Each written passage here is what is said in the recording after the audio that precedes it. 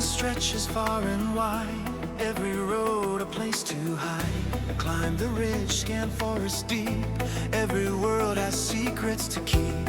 Hunter call of the wild awaits, fishing planet lines the lakes. Planet crafter subsistence calls, satisfactory builds it all. No rush bell, no flashing score, just see the world and explore. Every system, every tree, reacting to our strategy. This is Dave's gaming show, open worlds, the long game flows. Explore first, then systems grow, every choice affects the whole. SGA live, calm and clear, thinking worlds year after year. Settle in, enjoy the flow. This is Dave's gaming show.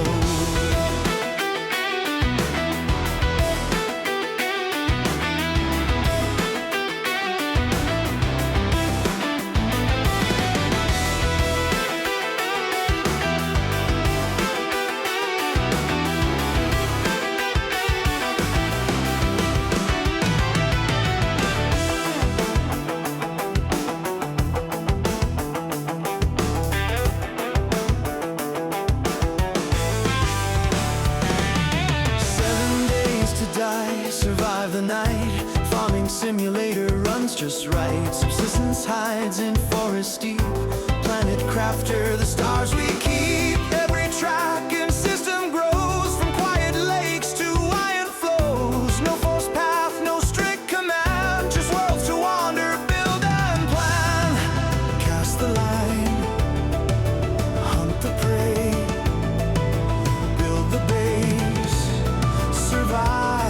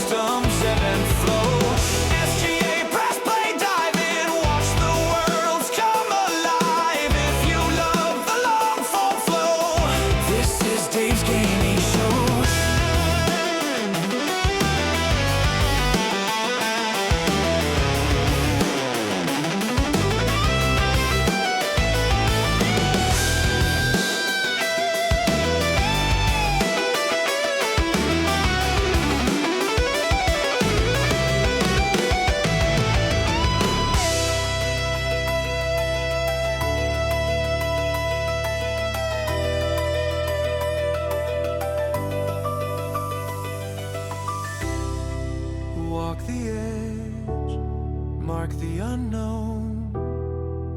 Every map was once alone. Build comes later, first we see how the world wants to.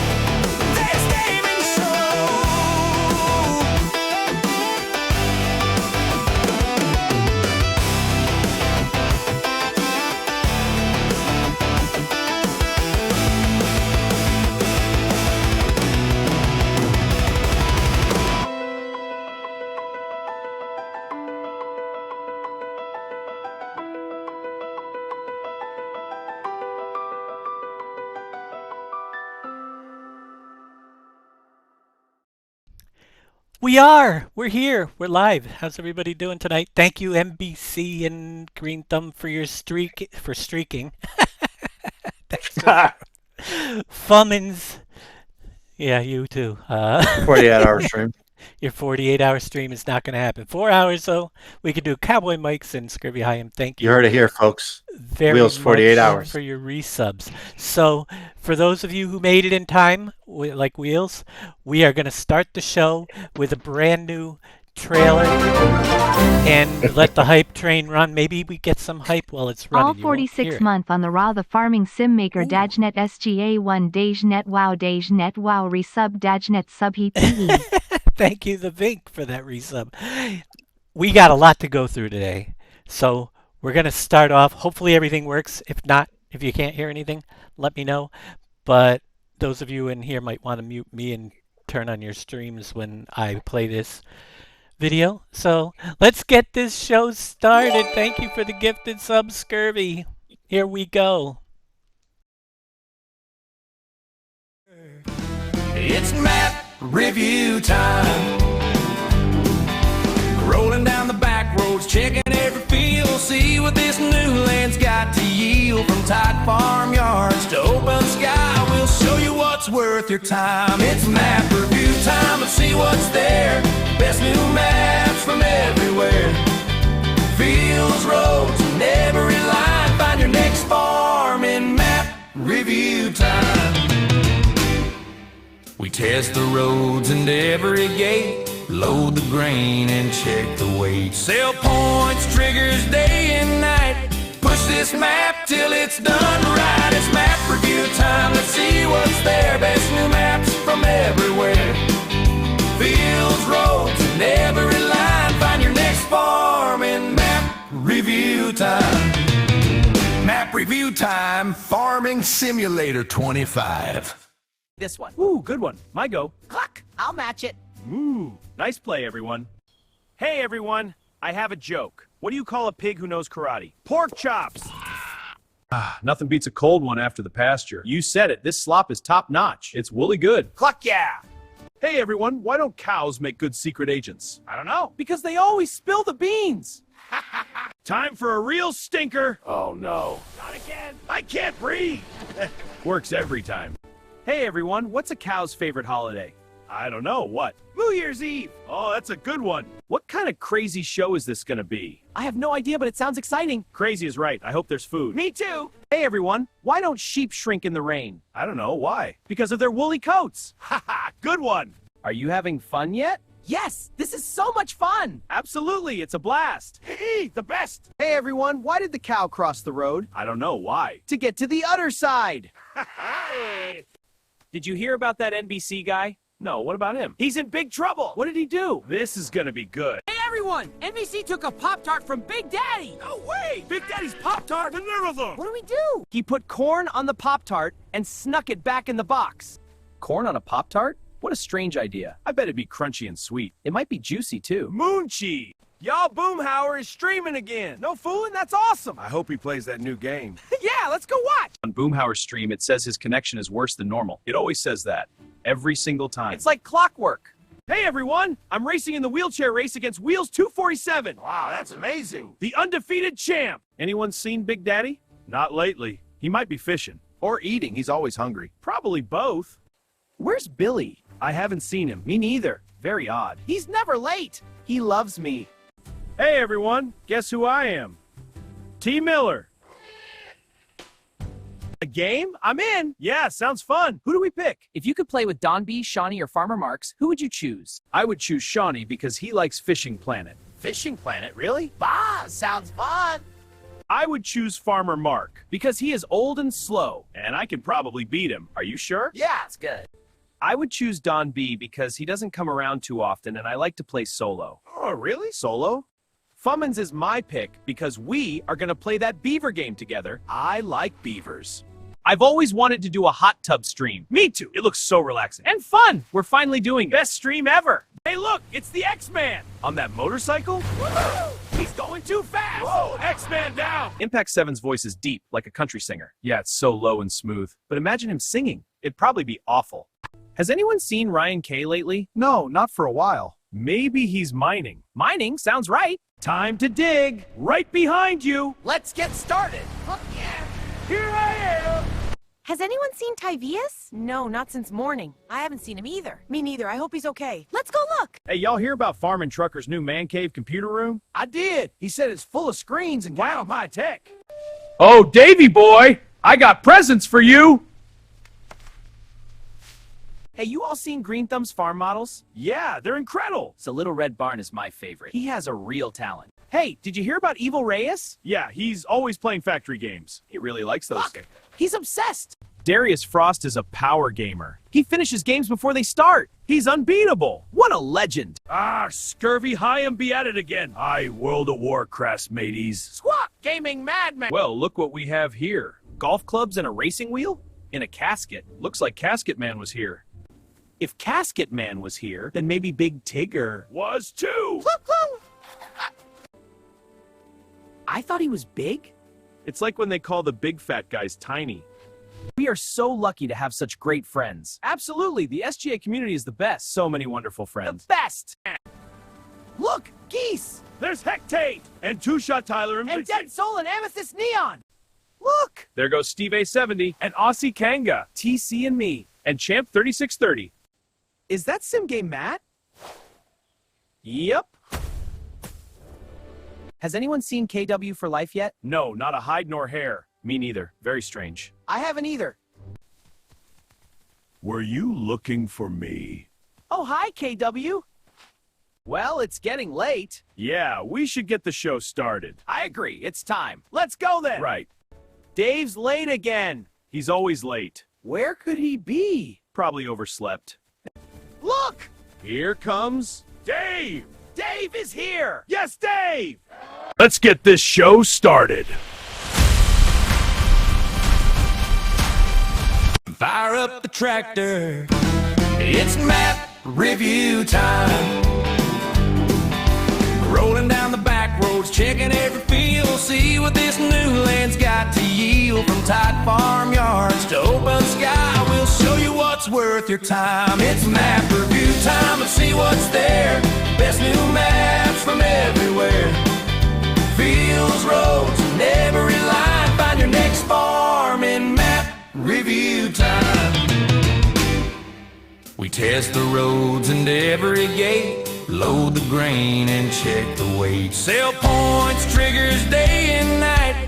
Push this map till it's done right. It's map review time, let's see what's there. Best new maps from everywhere. Fields, roads, and every line. Find your next farm in map review time. Map review time, Farming Simulator 25.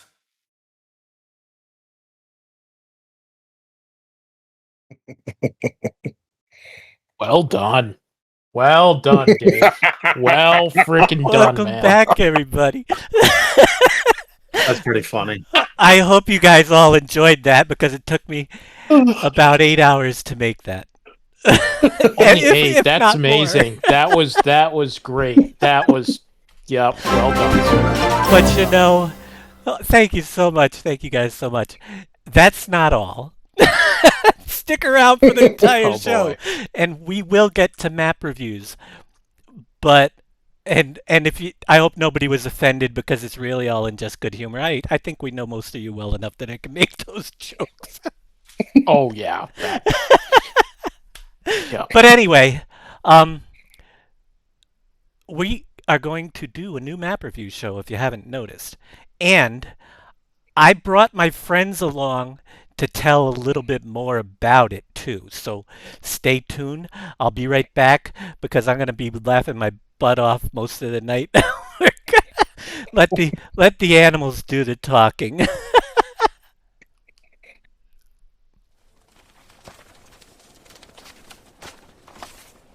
Oh, hi there! I guess you are here to learn about the show. Oh, hi there! I guess you are here to learn Our about owner the show. Dave will be doing Oh, map hi reviews there. on a regular I guess basis. you are here to learn Our about owner the show. Dave, he created an in-depth scoring system to bring you his opinion on as much detail as possible. And he knows a thing or two about maps. He's been making them for over 12 years. He also created special software for recording the reviews. Which is pretty cool. Map reviews might take one day or a whole bunch. His goal is to give you as complete and accurate review as possible. A link is pinned in chat that brings you to the new review page. Go ahead, check it out. This is the best. Delicious. Pass the fries? You got it. You will know which review is the test review because our faces will be on it. Near the end of every episode, Dave will fill out what he can about the review and determine if the next show will be on the same map. At some point during the review, Dave will unlock it so you can give us your review too. You only get one chance per map, so make sure you are ready. The download link on the test review is set to the review page if you want to test it out. And Dave will have to approve of the review, so make sure it is complete and don't try no silly business. That's about it for us. If you have any questions, just ask Dave. He doesn't bite. But we do.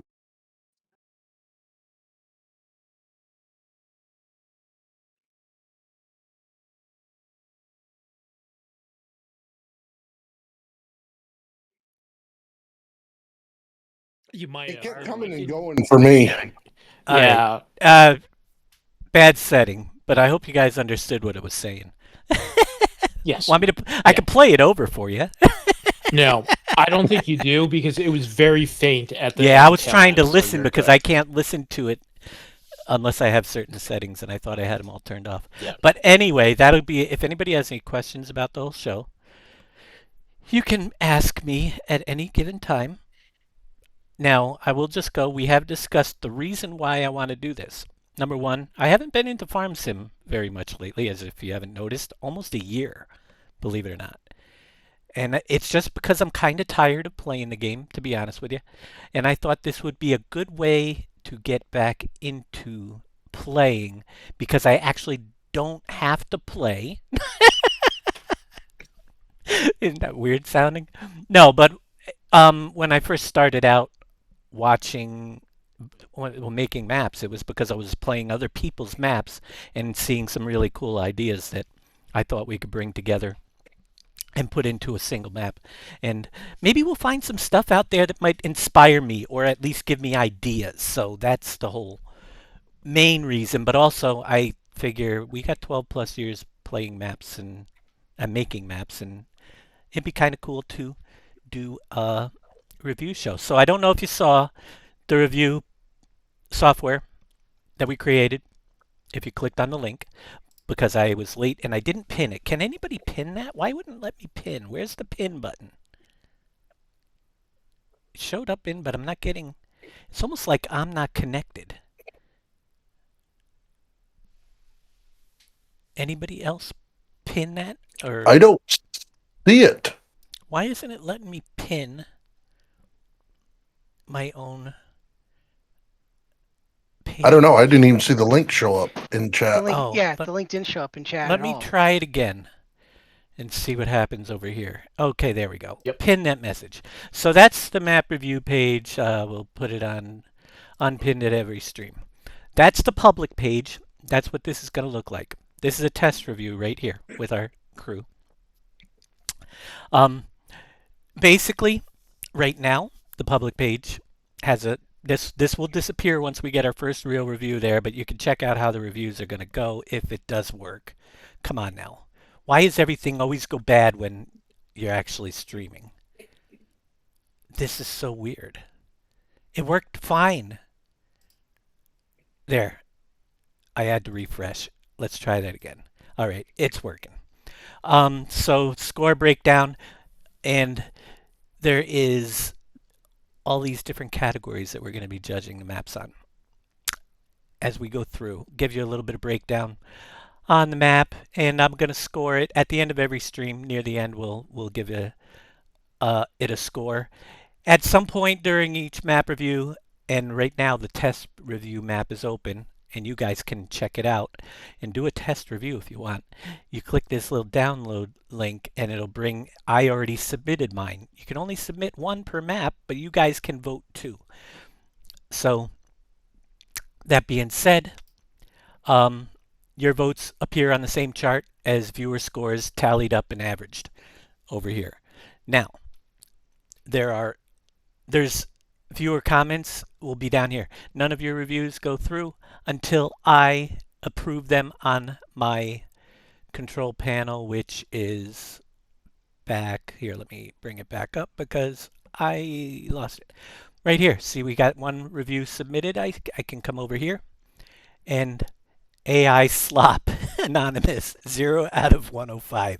But I can approve it like this. Now that review will appear on our review page,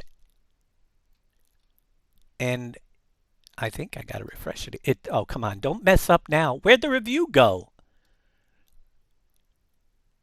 All right, we still gotta work some bugs out.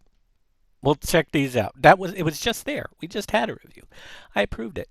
Let me see if refreshing the page brings it in. Nope. It actually erased the score. So we'll work out the bugs. It's a work in progress, and we're going to have that, and we'll be making changes and additions. But for some reason, because I'm on the Map Review Hub, I'm not on the public page. That could be why. The public page is where it shows them. Okay, public page is working. 2 review scores. My bad. I get you. I won't be using this. You guys will be. I will be using my control panel, but see the viewer score went to 2 and now it's average 35, and you could see the little viewer score chart. So it is working. I'm just gonna have to make it so it appears on mine. And you could see down there I approved the AI slop comment too, even though they didn't even give it a score. Now I will tell you, you're gonna have to be pretty thorough and at least try to give scores unless you really think something deserves 0, or I will probably deny your review. Simple as that. So that gives you a little rundown on that. Any questions? Silence, dead silence. Okay, perfect. No questions. What's for lunch? What's for lunch? Well, what map are we doing today? I am going to give you guys a little bit of info on, we're going to drag this off of here. And let's get some info on the map, shall we? We've got another little clip for you that will explain all about it. And just so you know, the map is going to be available. It's over on ModHub, and I took all of the verbiage for this little skit right from the description file, so it kind of describes it accurately. Hopefully everything that it says is actually in the map because it's in the review on their site. So here we go. Let's get it started. Is Owendale, Michigan. It's a single-size map with 32 fields. Who made the map? Northern Michigan Mapping. What else do we know about the map? It is based off an area called Saginaw, Michigan. In 1882, 3 new rail began to lay track in Huron County. 2 cousins from Saginaw, Michigan, John G. and John S. Owen, bought land in the Columbia Swamp. Really? Tell us more. The following year, they opened a sawmill to harvest the native oak, a wise investment. In 1887, John G. Owen hired Quincy Thomas, a civil engineer, to survey a town site. The streets, alleys, and parks were dedicated to the public for their perpetual use, and the village was Owendale. Wow! The sawmill burned in 1896, and the Owendale area turned from lumbering to agriculture. What else do we know about this map? You can grow alfalfa on this map. Awesome, I love alfalfa. There is not much forestry, but there is a sawmill if you create your own forest. A sawmill, brilliant, let's do it, yes! There are 7 productions in town, and there is a grain dryer on the main farm as well. I heard that you can buy seed lime and fertilizer at the Pioneer dealer. That's great news. We should go. Yeah! When it rains, the drain ditches fill up with water. Wow, really? That's amazing. Yeah, so much water. Awesome. Precision farming is implemented in the map by default as well. Wow, that's great news. Indeed, very efficient. Cluck, yeah. I hear that if we are lucky, in the fall we might see white-tailed deer and wild turkeys. Well, let's check it all out. Yeah, let's get the review started. Yeah. All right, let's begin. Agreed. We're back. And thank you, Cowboy Mike's 70 months in a row with Prime. Thank you very much. That's amazing. All right, you guys ready? Let's do this. Now, I only loaded up the map once to see if it would load up. We're going to start it up over here on slot empty 6 here. I am going to start these reviews with lots of cash because no loan. Easy difficulty, starter farm, yes. Intro tour, no. Just so we can get a good, we want to get the right map. So this is Owendale, Michigan. And everything stayed right. Starting money, new farmer. Good deal. Mr. AI Dave. Oh, am I busy with the AI stuff? I'm really enjoying the heck out of it. Doing the music and the titles, but it is, the free stuff is a lot more difficult to use. Let me tell you. Cluck, yeah, let's do it. All right. Awesome. Continue. Oh, you guys, and I want to let you know, you haven't seen the last of our animal friends in this show yet, but we'll get back to them later. Especially when I go to take my break. We got a little intermission video for you, which is probably the second longest piece and probably the second funniest after the opening one. All right, we are only running base equipment and what was required for the map. When the review is finally published, it will actually have the link where you go to download the map. This one is on ModHub, and it does require these 4 mods, which were real easy to download because they're listed right there. And I'm running power tools just in case we want to skip ahead and get some stuff done. This is a single size map. It was in the interview. Little guys talking about it. We're starting small, and that's a good, interesting question, because here's the deal. When you're doing a map review show like this, I could have chosen a very, very popular map. But once you give really good scores, then everybody else has to be, you know, either higher, and we might run out. I wanted to pick something that was obscure that I don't even know if anybody's ever played it, but to get a baseline score, because everything, you know, as we go on in reviews, if I'm saying, oh, well, it's not as good as that map, then everything else would have to be lower if we had a really good one, or if we had a really bad one and then we found a worse one, everything would have to, you know. So kind of gives us a baseline. It's also a single size map, so we'll probably do some single size ones to start just to get some reviews up on the page, because they'll go a little bit quicker. So there's a reason behind everything I do. I'm not going to update the power tools because it should work. And we'll worry about that later. If everyone gave their voice for the animals, you know, here's the deal. I would love to do a lot more with that, but currently I'm using free AI stuff that is limited on how many clips I can do a day. And I literally had to create 7 email accounts just to get the videos done for this show, to have enough free stuff.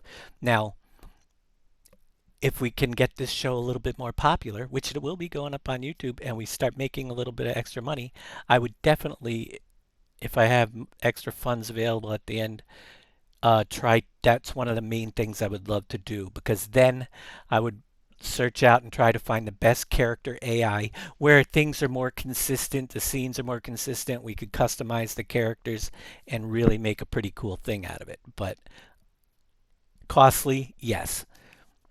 Room for growth. So we'll see what happens. Now the map is loading up. I hope it'll load up.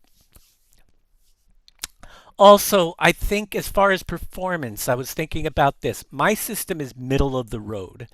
Okay, so if you have a middle of the, I'm going to base everything pretty much. It's not nowhere near high end, but it's also not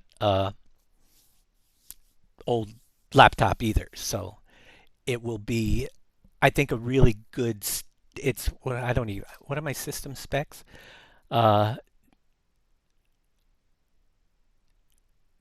Yeah, 6800 graph. I can't even remember.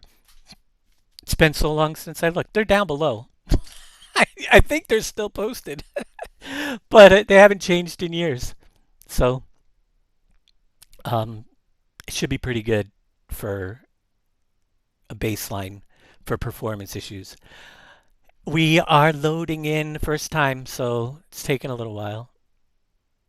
No save game. Let's see what we got. Owendale, Michigan. Let's start a character. There we go.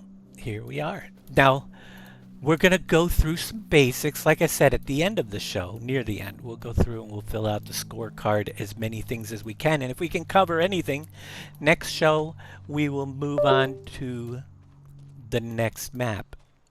Is my headset still working? Because it just beeped on me. I can still hear you. Okay. So, yep. If we can't finish, I won't cut off a show in the middle of an episode. So if we start tomorrow, Owendale, Michigan again, we'll finish that whole show up, and we'll definitely have Owendale hopefully finished up by the second episode. That'll be another 8 hours with a lot less shenanigans in the middle. All right, I am just gonna take a look around here. This is our starting farm, it looks like. Let's tab through and check out what we get for farming equipment. We get a pickup truck. And we get a red car. They match, kind of. Okay. We got a truck with a fuel trailer. We've got, ooh, big truck. International Transstar for starting equipment. And another one with a Bobcat, well, it's a Kubota, but a skid steer, that's the word. A skid steer on the back there. And there's a skid steer over in the barn. Where's the barn? What do we have here? Can we open the doors? Open gate. Yay! Let me open this one too, because we're going to need to get the farm equipment out real soon. Give the start. Oh my gosh. I'd love to hear your opinions on this stuff too, because my review might be slightly influenced by you guys. As I look at the equipment, there's a lot of it for a start. I personally wouldn't give you top high-end equipment like this to start off, because I like to give people room to grow rather than giving you so much big equipment to start with. I mean, look at this stuff.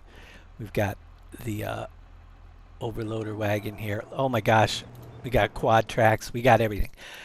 That's just my opinion. We're not going to take off too much for that, because, well, it's all how enjoyable is the starting experience going to be here. Not very enjoyable if I park in front of the doors.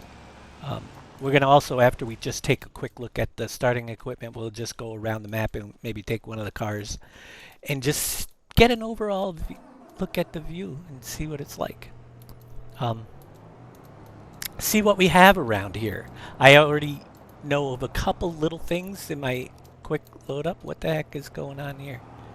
Why didn't it turn? Is the wheel stuck in the ground? No, it's just me bad driving probably. Trying to take too sharp of a turn. That's weird. Doesn't want to drive with doesn't that. seem right. It's yeah, something's wrong with pulling that piece, because let me unhook it. It's almost like the wheels might be stuck in the ground or something. This machine should definitely have horsepower. Oh, there we go. Something was wrong with the connection on the. Not a big deal. Just a little bit of a thing. It could have been just on my end. Nope. We're not going to take off anything for that. There's a little bit of connection issue there. But yep, we got a pretty big tractor. As you saw in the beginning also, there isn't a lot of trees on this map because the area just doesn't have a lot of trees. Looks like we got a little forklift down here and our combine and the cars. All right, let's take the car. I think that's the last piece. Yep, because we're back to the truck. Let's take the car out and just check out the visuals and see if we can see anything. One thing I noticed, there is a little ditches right here. Now the thing says they fill up with water when it rains, so we will test that at some point. There's traffic coming. Traffic. As far as I can see, I think it's a completely flat map. Now,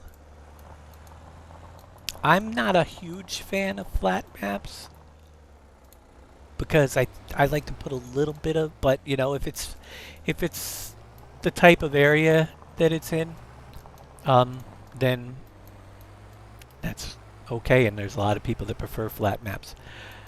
What's this? Okay, I'm not 100% fond of a world that you can drive off of the. I think the border could have been done a lot better. Kind of.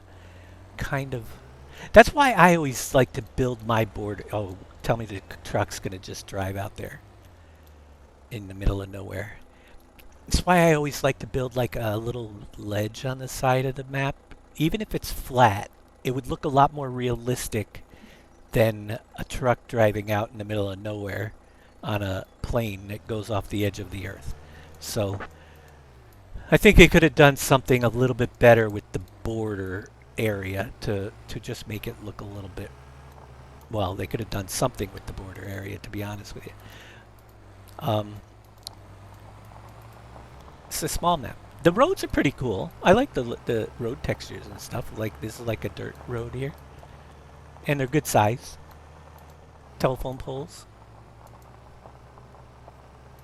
So far what I have seen looks decent for what it is. We got a house over here. This looks like an additional little farmyard that you could set up down here in this corner with pretty nice looking, but we have to buy it first, so we can't go in.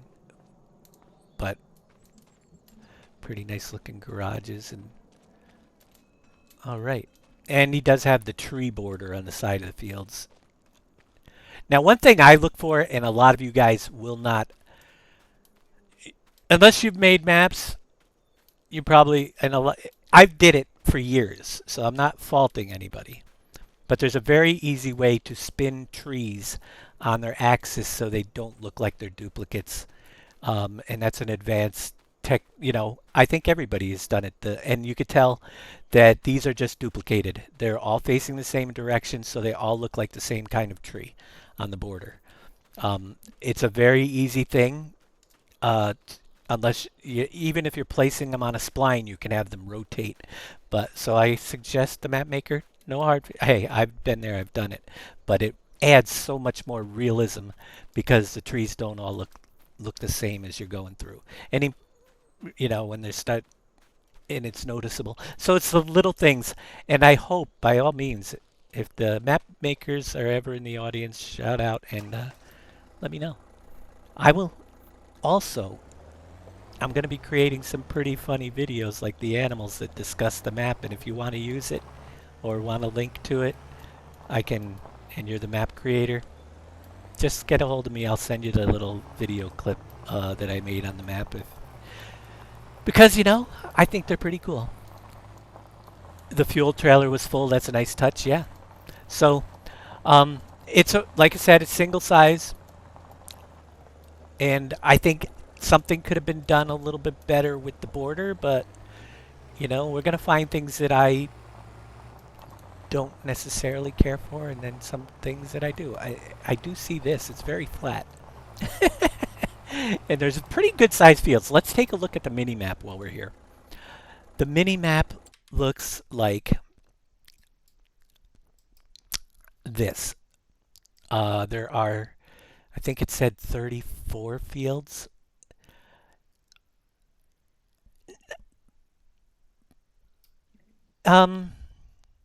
It's very blurred out. There are better ways to make a mini-map, but hey, I understand the difficulties of mini-map making too, because it takes practice to get them really good. But a single size, it should be clearer than that. So it's probably just the resolution that the screenshot was taken on of the map itself. Because single size are easy. When you get into a 16x and you got to piece 30 pieces together just to get a really clear map, that becomes an issue.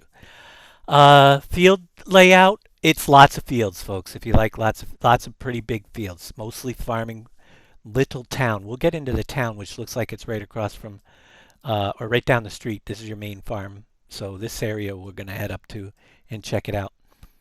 They're definitely not all square, but they're square-ish. So they should, most of them, harvest without any interference.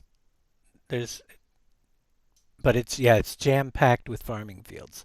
So If you are going to try to expand the map other than the regular farms, you are pretty much going to have to take away and use some field space, it looks like, and convert. Like if you wanted to create a forest, you're going to have to dedicate one of the fields into being a forest. Hey, there's traffic. NFS March is one of the best maps out there. I have heard that, and I know that's what NBC's playing, and I do want to review it. But like I said, we're going to get a few reviews under. If anybody has a single size that they played that they would like me to get my opinion on, or something a little bit smaller for the next few reviews, this week anyway, for the next coming week, we'll do some small ones so we can get some reviews up there. Just let me know in the chat, and I'll try to catch them. And we'll see what we can do from there. We're going to get to farming here really soon. Oberthal. Let me start writing these down. O-B-E-R-T-H-A-L. All right. Sounds good, Bodine. How you doing, Bodine? Good to see you.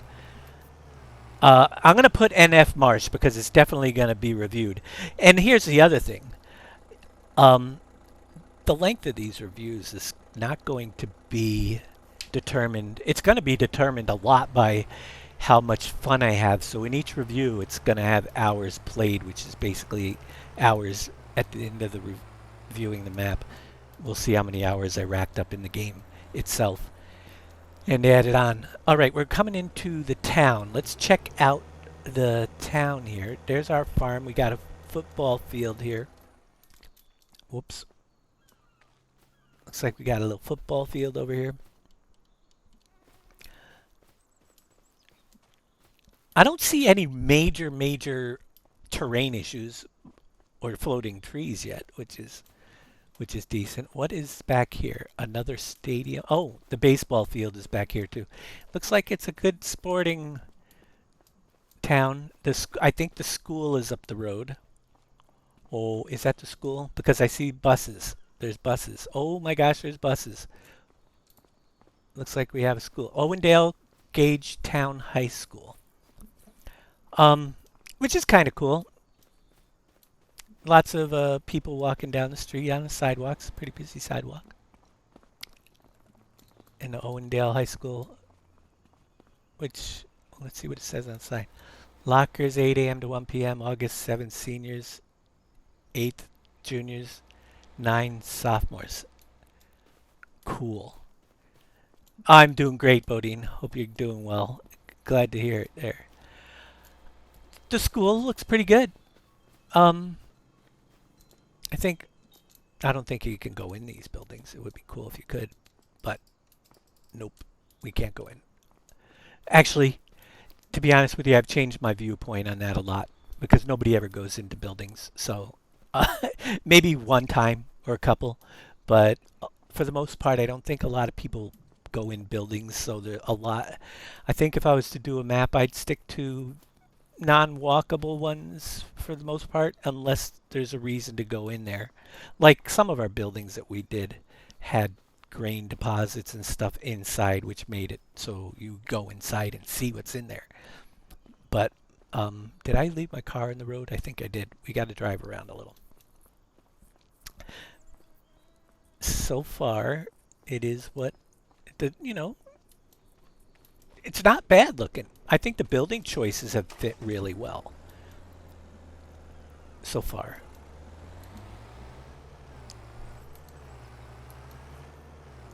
So we got the school, we got a couple houses.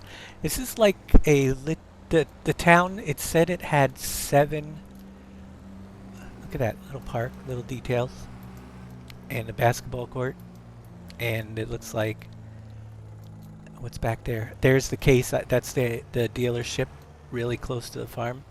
And a big lot across the street, which is convenient.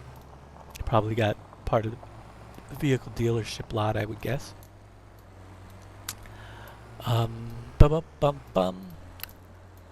Or maybe it's there for factory placement and stuff because there's 7 built into the map. And we might want to add some more. A little foggy out here. What do we got? The bowling, yeah, lot. Big sports town. If you like sports, I think he's got them all covered. All the mods from the different maps anyway that had sporting stuff in them. There's the lumber company down here in town and more square fields, which have street signs on them too. And what are the pink vans?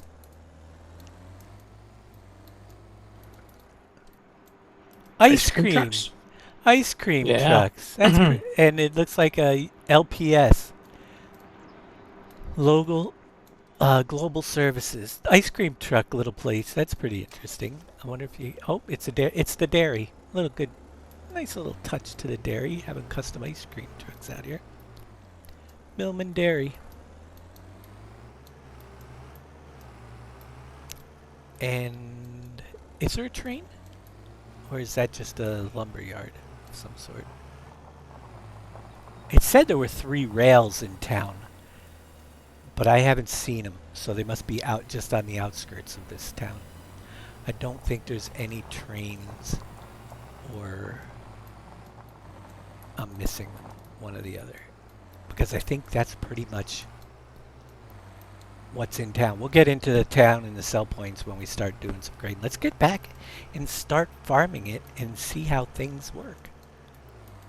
What do you guys think so far? I think it's I've seen better, I've seen worse, and it is a good I think it might be a good map for someone new to the game to start on for sure. You know, get your feet wet. But let's see what we got. Nothing looks out of place, you know. There's not like... Everything looks pretty decent with the buildings and the stuff on the map. Now, the main farm expandability size. I think you got quite a bit of farm yard for your starting farm. You have a nice house. I wonder if the house can go in either. Not there. Nope, it's fake. So you can't go in the house. But that's okay. It's a sleep trigger. It's sleep trigger. Yep. And over here. Oh, there was one thing I saw in my review, and I wanted to show you guys it. A little sandbox. It was just down the street. Where the heck did it go? Now I won't be able to find it. But I walked. I wasn't even in a car when I found it before. But we'll see if we can find it real quick, because I thought it was interesting. And I don't know if it was an in-game thing or not. I think it was at the school. Was it at the school? There's a little playground over here. Lots of people. I got distracted. Yeah, definitely not too big, and not for the forestry inclined either. Mostly just lots of big open grain fields. So if that's your stuff. Okay, here it is. There's a pond here, which there's fish in it, and people say that there's no... So he added some fish models swimming around, which I thought looked pretty good. Yeah, they're not waving their tails or anything, but he had little fishies in the pond, a couple of them. You see them out there? I thought that was pretty interesting. So he did a little bit extra work on the pond that's out here by the school.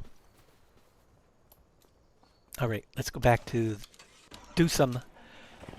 What the heck was that? Oh, that's the fuel trailer filled right up with diesel. So he did definitely. You got all the starting equipment we should need. Let's get some farming done. I haven't done... This is the first farm field I'm going to do since the last map the Giants released, and that was only a one-day play. Turn on harvester, unfold, let's see, we want to enable straw swath. I think that should be enabled by default, Giants. So for the first time, they have a mod this year that can be, it starts off the opposite. I don't know why they don't do it in game, but the mod will do it. Oh, cool. Can you catch them? I'm sure we could try fishing in that pond. You're not going to actually catch those fish, but you might be able to catch something in the water. I'm pretty sure you can catch something in any map if you have the map DLC with in the water these days. So we are going to be harvesting in the barley. It looks pretty straightforward, you know. I think we're done with this one. No. We'll test some things out, make sure everything's working and stuff, but now it looks really pretty straightforward. The fields are pretty big. I'm curious on their grain dryer setup to see what they're doing. The grain dryer. Where is the grain dryer? You're running right I by think it right that's. now, Dave. Is that it right there? You went right past it. I saw the propane tank right there, so. Yep. I don't know if it's that set of grain bins right there that does it or what. It is, yeah. I played this one. From what I can tell, it's just on. I don't think you can put. I haven't figured out how to do the propane yet on the map, so I don't know if it's something you have to buy. Let's buy the grain dryer. We own it. So it's no active productions. Let's go into the production menu. And we should have a grain dryer now under our factories. There we go. So it basically, incoming materials, outgoing is dried. So Mostly they are segregating the products, so they do have dried. Which is interesting. Incoming and then dried going out. Do the productions take dried? Well, that's what I was thinking. If they do. Also, for you guys to know, there's only one additional crop on this, according to the thing, and it's the one on top there, alfalfa, which can grow pretty much any time of the year. Planting season is long. Everything else is base game stuff, so we'll test alfalfa out. We'll plant some on this field when we're done. Contracts. The only thing I didn't check out there was where the propane is made, because it doesn't have its own production. So I'm wondering if maybe he uses the BGA to make his propane. For what? The dryer? Yeah, for the dryer, because you have propane, but there's no production listed there that makes propane specifically. So I don't know. It's 50 barley, 3 propane, and 4 equals 44 dried barley. All right.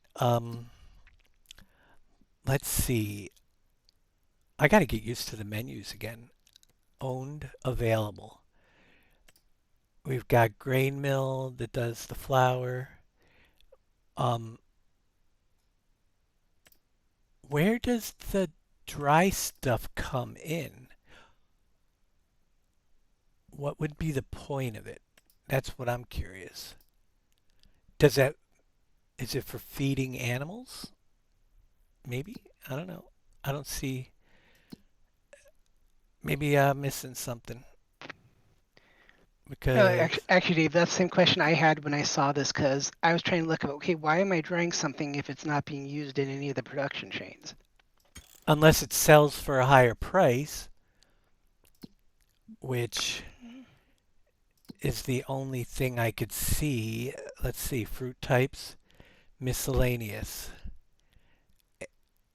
Let's see, so dried barley is selling for 1,133. Regular barley is selling for, so you get a much higher price for selling it. So it looks like the point behind that would be to dry it and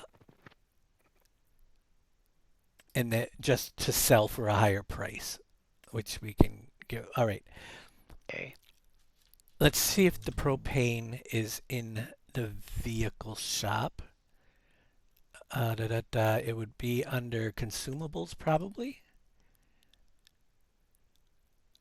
I don't see any propane. We'll have to figure propane out.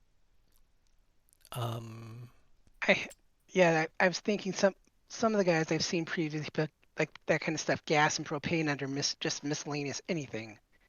It could be under So, miscellaneous. and Nope. Oh wait, what's this? Oh, it's probably just a thing I own. From what it? What's a Bremelier? Is that something new? It's a hand. No, they had that in the Alpine expansion, like the Okay, walk it's behind mower. Yeah. I don't know where we get propane. Check the F1 menu, see if they put it in the notes in there. F1 menu. it is weird. Well, we'll figure it out. Let's get the grain emptied pretty soon. Oh, but see, okay, that's weird because it does have tanks there, so it's got to be made somewhere because it has a fill point. Oh, just can you buy it right from the tank? Oh, that might be it. Let's go back and check. This tank, that's probably it. Probably order the propane right here at the tank. Maybe. There's a... Okay, so... Triggers on the front. There is a trigger, and he has the thing embedded into it. So that's the first real major, well, not major, but minor. Other than the border, that's really the first thing that would annoy me is that the icon for the... It says collect. I wonder. Oh, if it's a that's one of collectible. his- It was hidden. Okay, that doesn't bother me. And then it opens up the trigger. So that was a collectible. Now we have a trigger that does something, but I think we'd need a... Yeah, you're not getting a thing for a trigger. I am not... It's like a drop-off point only. Yeah, it looks like it has to be filled.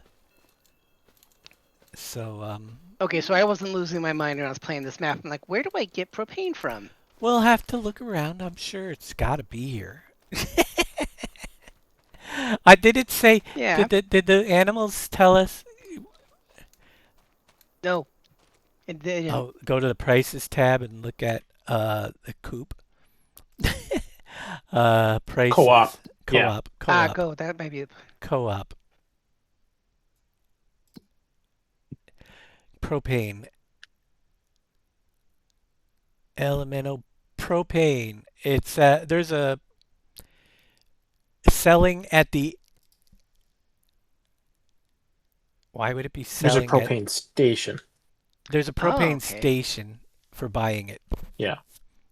And then you can sell it at the grain dryer. All right, so the propane station, if we tag the place and we look around, it is... Let's see if the tags work in here. Can you guys see any little tags floating around? There it is in the corner of your screen. I see where it is. You see it. Yeah, you see that red marker there on the right-hand side of the screen. Oh. So go out, yep. take a right. We'll go take a look at the propane station. Just for the heck of it. And see how that's running. How you doing, Steve? Thanks for the tip. Did you see you were in the opening video? and thanks for not pooping on me.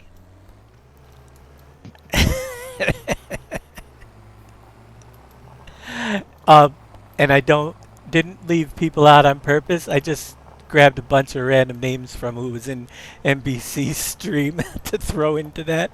Who knows who might make it into the next video? Because there's just too many awesome people out in the community to list them all. No, not intentional to leave you guys out. I said, I will grab these names. I needed 8 names for the geese.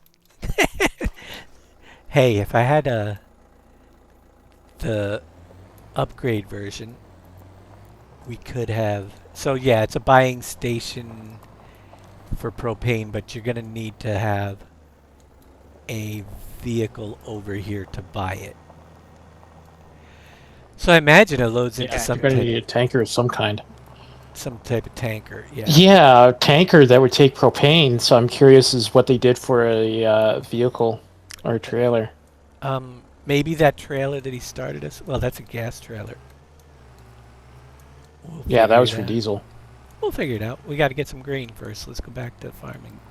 Get that grain harvested. Is anybody else buffering? Is it just me? Could be you. I'm buffering a little bit. It Yeah, might. okay. You are too, Matt. My internet Yeah, on just a little. Friday. It's Friday night in a mobile home park. Yeah. Or a trailer park, if you want to call it that. I'm trailer trash. Actually, funny thing is, this is probably the most upscale trailer park you're gonna find in New York State. Which is a good thing. You know how much well, it's mobile homes. There is a single wide mobile home next to me that was just listed for sale. It finally sold. How much do you think a mobile home is worth? Now, it was brand new. It was just brought in. What do you think mobile home 65? price? Huh? 65? Nope. No. They're much more. Higher or lower? Much higher. Really? You said 55? Is that what you said? 65. 65? No. The Yeah, list 65K. price for that mobile home in this park, which is just a single wide mobile home, was $259,000. What? It was way overpriced. Guess what it sold for? Oh my god. A mobile home. Guess what it ended up selling? Brand new, just brought in. Yeah. And now, I'll mind you, I used to live in this park right after my divorce. I had my own mobile home down the road, and when I sold it, it was a pretty decent shape, and it only sold for $30,000, and that was 10 years ago. Okay, and it was used, but it wasn't too old. The place next door sold for $199. That's what it ended up selling for. So you can kind of say that it's definitely not a inexpensive little park to live here. The lot rent, and that's the funny thing, is you got to pay that, and then once you pay that, you get a lot rent on top of it. Now, fortunately, my mom's place here is paid for. It's just she just pays lot rent, which makes it feasible. But the lot rent, which includes your sewer and everything else, but it does not. You got to pay taxes too now in the mobile park, home park, property taxes, even though you don't own the property. Don't ask me how that works. But that's New York State for you, I guess. It's $530 a month just for the property. So could you imagine? I don't know. That's a lot, man. A lot more than it used to be. When I lived here, it was $300. $300 for the lot rent. Times are changing, folks. Times are changing. Hopefully they start coming back down someday. I do think that that's one of the biggest problems. There is no middle class anymore. You know, you can't. It's so hard to. You either got to make it, or there's no in between. When I got married, I just have crop destruction on. Silly me, who puts crop destruction on? That's another thing I wish you could set, and it stayed as a default. Off for this show. Okay, it's going around the outside of the field. I forgot that this version does this.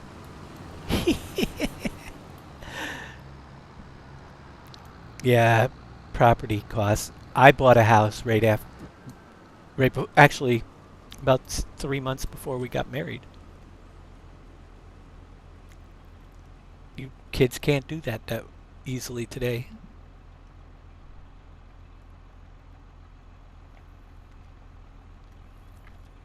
Is there to a lot? 85,000. Yeah.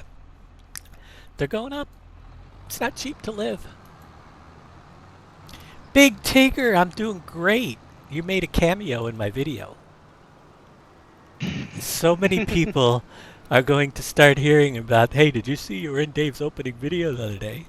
I will, at some point in the show, later half, I will bring back and we'll show that little clip when we take a later break. But we're not done yet. We'll wait until after the intermission, when 9 o'clock in about an hour when I go and get my drink filled before we re-show that, because you guys haven't even seen the intermission video clip. But Big Tigger was in it. Is he scared? Should be. He should be. I didn't even put all SGA members in there, to be honest with you. I know ones that I left out. It just, you got only so much time that you can stick into a video and a story, and I put the ones that come around. You can kind of make jokes about the people you see all the time because you know them better. That's really what it comes down to. There are other ones out there that we don't see as often, and I'm like, well, what would I even say about this person? Because I don't know them that well. Can we Just ask download me, it? I can tell you anything about anybody. Yeah, but is it going to be appropriate? You didn't specify it had to be appropriate. I plan on, at some point over this weekend, this episode will go up on my YouTube, and I will get the videos so you guys can... I'll put them up where you can download them, but I'll also put them up on my YouTube I'll have to put them in my Dropbox or something for downloading. But they'll definitely be up on my YouTube page separately, but also in the...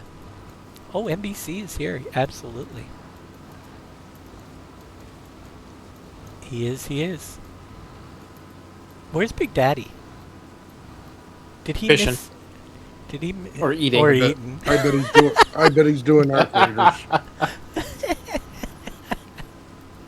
Oh, man. We just have to say his name 3 times or say Pop-Tarts 3 times and he just magically appears, so.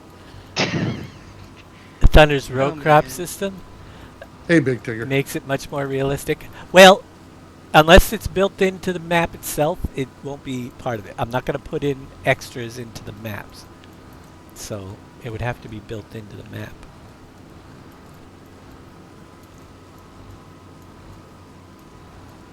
Row crop system. See, that's funny. I made you cry. I hope it was a happy tears cry, not because I called you slow and old. Oh, that was funny.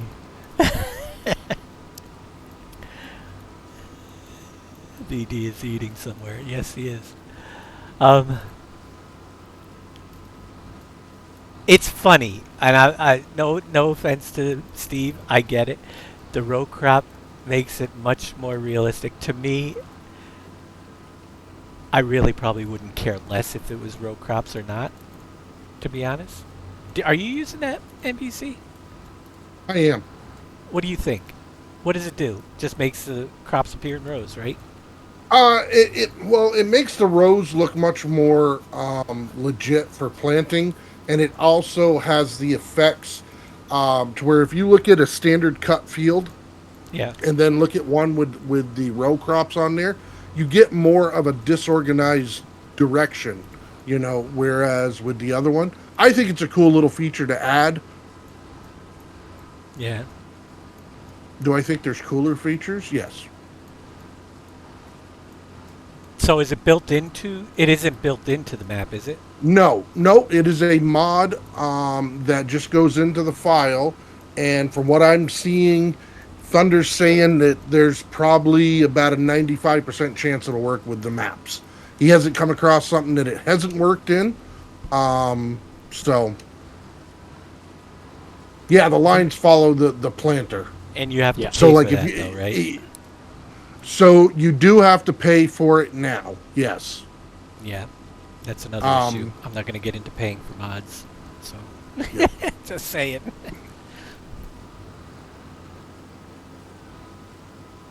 I think JD has it working on his map too, right? Yeah, anybody can.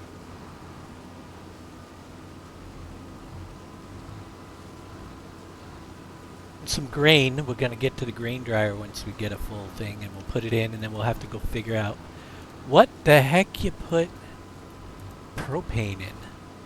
It's got to be a tanker in there of some kind. So, But he would have we'd have had to check to see. add a tanker into the store. So yeah, we'll check that out. Here, we can check it out. Unless he did it to all tankers, because you could probably just do that via script in the map, I would assume, I right? don't think you can. I never saw that before. There's no custom category, but he might have it under. I had to guess he probably just has it under a liquid. Let's see what categories we have here. Trailers. Yeah, if you go to one of the like animal trailers and check, Yeah, you're that's gonna usually do where the an fuel is. Yep. Going down. Slurry transport. Headers, balers, miscellaneous, planters.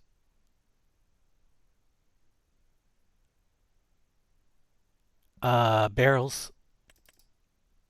Try barrels. Owendale Michigan Mod. Right there we go. We got two of them. We got the small one, and it holds propane right there. Okay. We'll pick up the small one, and we'll go over and buy some propane. Let's go do that while we're waiting for some grain to finish up.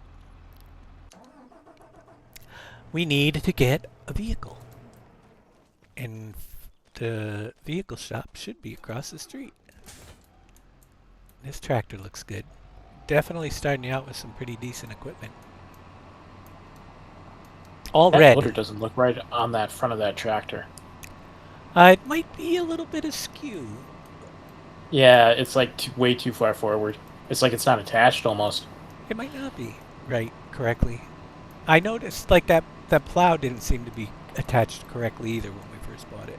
You know. And I'm wondering if that's not an issue with the piece of equipment is an issue loading it into the map for the first time attached.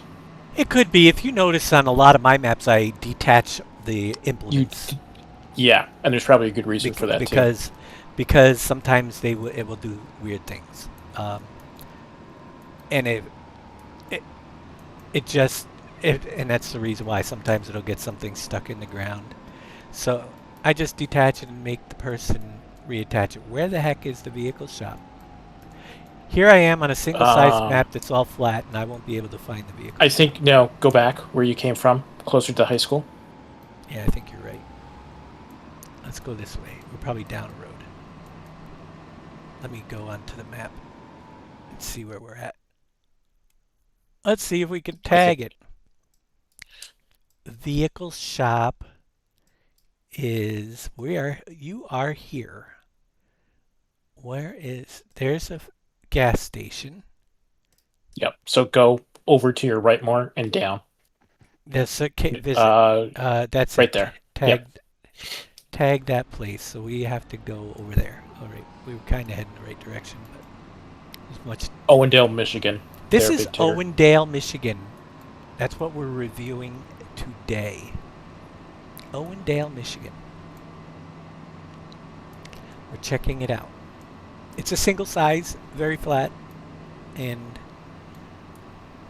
yeah, it's got a couple interesting things in it. A couple of additions: propane, grain dryer.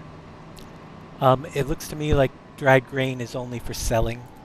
I don't think there's a place to. Well, actually, if we go to the sell points, where is it?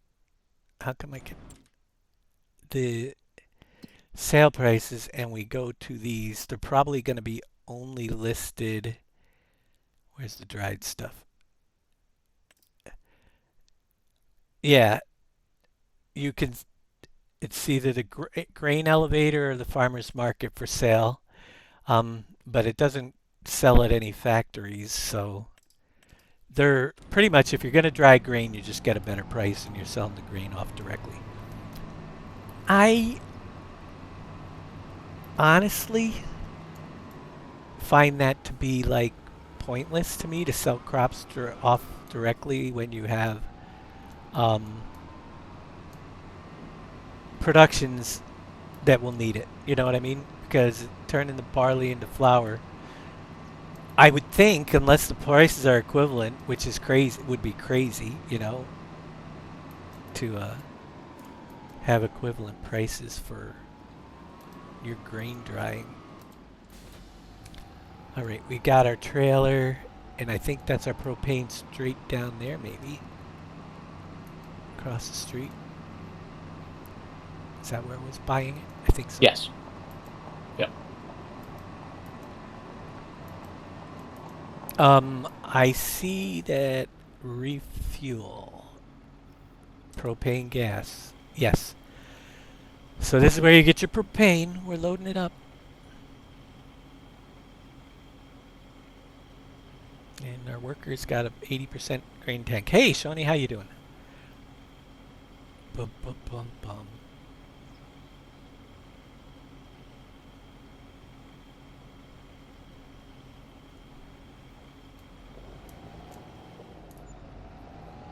All right. Let's go back to the farm.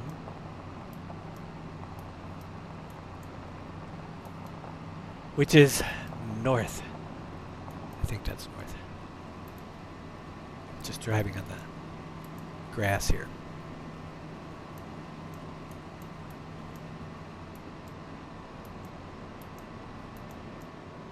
What do you think I find interesting about this, which I don't know really why, but when I looked at the mini-map, I noticed, and I didn't really want to say anything, but I'm going to say something about it because why not?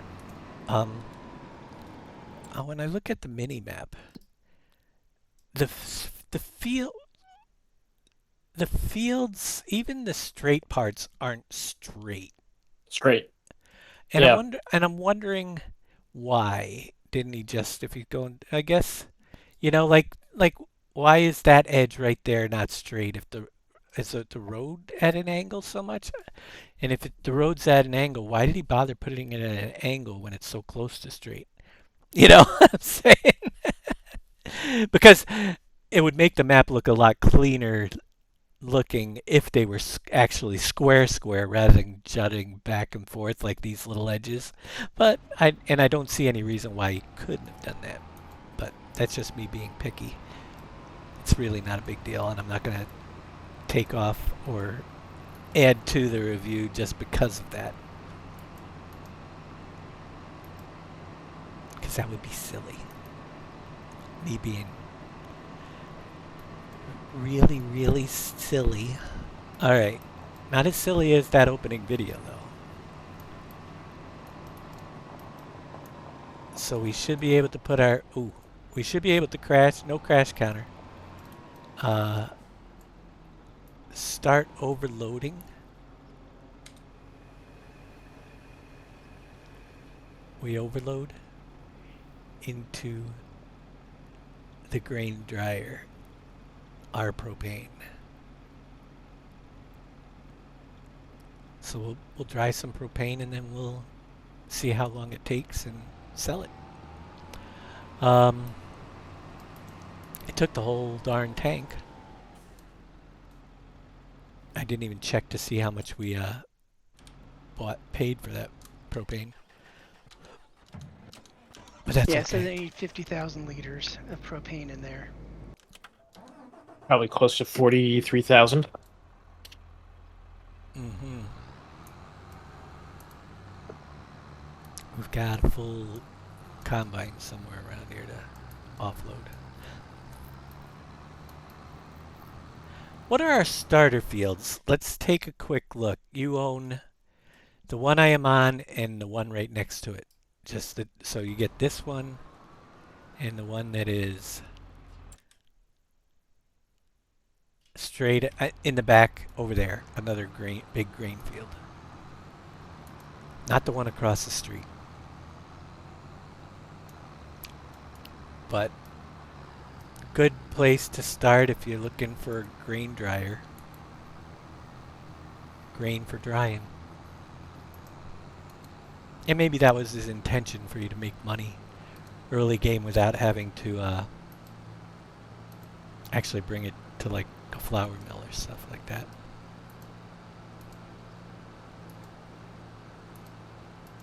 You said here's some have the water sound. Yeah, the details like that are working out pretty decent. I mean, you can tell they did a decent job with those things. You know, there are, for the most part, for what it is, it's done well. A little bit of grain All here. right, I'll have to catch your intermission video there on replay. I've been up since 3 this morning, Yep, so no problem. I'm tired. Get some rest. Yep. I'll be around this weekend. We'll see you guys. You got it. Take care.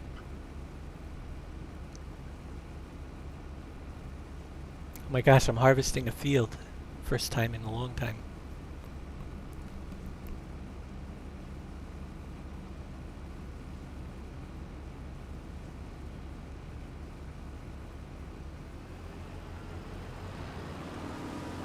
We'll hang out and let this get filled up. It's almost there. I think we'll probably end up doing this map again tomorrow too, because we're going to have a lot to go through. Even though I want to do a little bit of farming on it.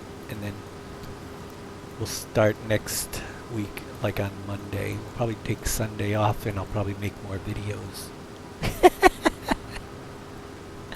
for Monday's show.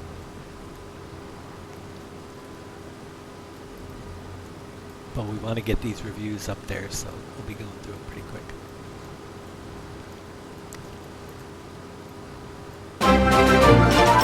Casket Man! He also made an appearance in the opening 47. video. Wow. Hi, Dave. Wow there, Casket Man. Welcome. We have a new video. Should I play it now and get it out of the way? Give people a laugh? While I'm farming? Huh? Yeah. I think I gotta play the intro video again for anybody that just got here or missed it. To the new show that I created. It's 7 minutes long. On the other side of it, I'll be back and still farming. But wait, we'll do it right after we dump this into the grain dryer and see how that works. Who is Casket? Well, you will see in the upcoming video.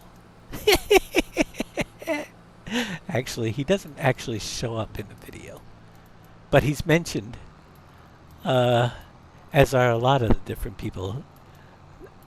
And if you got here late, we'll give you a. So, oh, that's my grain dryer. Back up. We're gonna dry some grain. In it goes. Let's see our productions. Under owned grain dryer, propane, barley,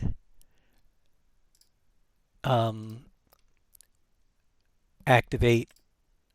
It's running. Cycles per month 4,800, cost $24 a month. And 50 barley equals 44 dried barley, 3 propane. So that should update. Is that it? Oh, it holds 1.5 million liters. That was only 2%. All right, let me get over there and then I'll start up the intro video for anybody that missed it. And it'll be the last time I play it live today on the stream. And then, you know, we'll see what it has, because it's kind of funny. It took me hours. Like, literally. I did it all through NBC stream. So, well, I think it was more like 10 to 12 hours to make it. So we got to get it played more than once, right? Oh, yeah. Here we go. We'll give you another shot at it. Casket Man and Big Tigger are here. They're actually in it now, so we got to show that off.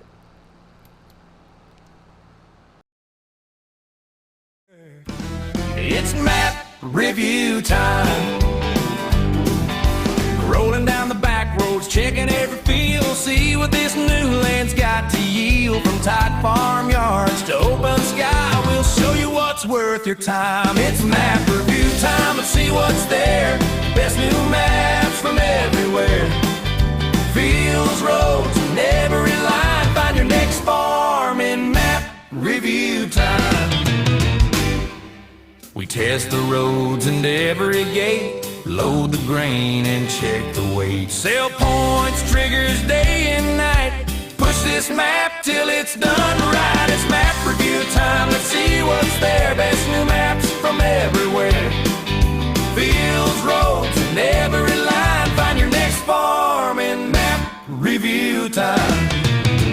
Map review time. Farming Simulator 25. This one. Ooh, good one. My go. Cluck! I'll match it. Ooh, nice play, everyone. Hey, everyone. I have a joke. What do you call a pig who knows karate? Pork chops! Nothing beats a cold one after the pasture. You said it. This slop is top-notch. It's woolly good. Cluck yeah! Hey, everyone. Why don't cows make good secret agents? I don't know. Because they always spill the beans. Time for a real stinker. Oh, no. Not again. I can't breathe. Works every time. Hey, everyone. What's a cow's favorite holiday? I don't know. What? New Year's Eve. Oh, that's a good one. What kind of crazy show is this going to be? I have no idea, but it sounds exciting. Crazy is right. I hope there's food. Me too. Hey, everyone. Why don't sheep shrink in the rain? I don't know. Why? Because of their woolly coats. Haha, good one. Are you having fun yet? Yes, this is so much fun. Absolutely. It's a blast. Hee, the best. Hey, everyone. Why did the cow cross the road? I don't know. Why? To get to the other side. Did you hear about that NBC guy? No, what about him? He's in big trouble. What did he do? This is gonna be good. Hey, everyone! NBC took a Pop-Tart from Big Daddy! No way! Big Daddy's Pop-Tart! Deliver them! What do we do? He put corn on the Pop-Tart and snuck it back in the box. Corn on a Pop-Tart? What a strange idea. I bet it'd be crunchy and sweet. It might be juicy, too. Moonchi! Y'all, Boomhauer is streaming again. No fooling, that's awesome. I hope he plays that new game. Yeah, let's go watch. On Boomhauer's stream, it says his connection is worse than normal. It always says that. Every single time. It's like clockwork. Hey, everyone! I'm racing in the wheelchair race against Wheels 247. Wow, that's amazing. The undefeated champ. Anyone seen Big Daddy? Not lately. He might be fishing. Or eating. He's always hungry. Probably both. Where's Billy? I haven't seen him. Me neither. Very odd. He's never late. He loves me. Hey, everyone. Guess who I am? T. Miller. A game? I'm in. Yeah, sounds fun. Who do we pick? If you could play with Don B, Shawnee, or Farmer Marks, who would you choose? I would choose Shawnee because he likes Fishing Planet. Fishing Planet, really? Bah, sounds fun. I would choose Farmer Mark Because he is old and slow. and I can probably beat him. Are you sure? Yeah, it's good. I would choose Don B because he doesn't come around too often and I like to play solo. Oh, really? Solo? Fummins is my pick because we are going to play that beaver game together. I like beavers. I've always wanted to do a hot tub stream. Me too. It looks so relaxing. And fun. We're finally doing it. Best stream ever. Hey, look, it's the X-Man on that motorcycle. He's going too fast. Whoa, X-Man down. Impact 7's voice is deep, like a country singer. Yeah, it's so low and smooth. But imagine him singing. It'd probably be awful. Has anyone seen Ryan K lately? No, not for a while. Maybe he's mining. Mining sounds right. Time to dig. Right behind you. Let's get started. Cluck yeah! Here I am. Has anyone seen Tyvius? No, not since morning. I haven't seen him either. Me neither. I hope he's okay. Let's go look. Hey, y'all hear about Farm & Trucker's new man cave computer room? I did. He said it's full of screens and wow, high tech. Oh, Davy boy, I got presents for you. Hey, you all seen Green Thumb's farm models? Yeah, they're incredible. So Little Red Barn is my favorite. He has a real talent. Hey, did you hear about Evil Reyes? Yeah, he's always playing factory games. He really likes those. Fuck. He's obsessed. Darius Frost is a power gamer. He finishes games before they start. He's unbeatable. What a legend. Ah, scurvy high and be at it again. Aye, World of Warcraft, mateys. Squawk! Gaming madman. Well, look what we have here. Golf clubs and a racing wheel? In a casket. Looks like Casket Man was here. If Casket Man was here, then maybe Big Tigger was too. I thought he was big. It's like when they call the big fat guys tiny. We are so lucky to have such great friends. Absolutely, the SGA community is the best. So many wonderful friends. The best!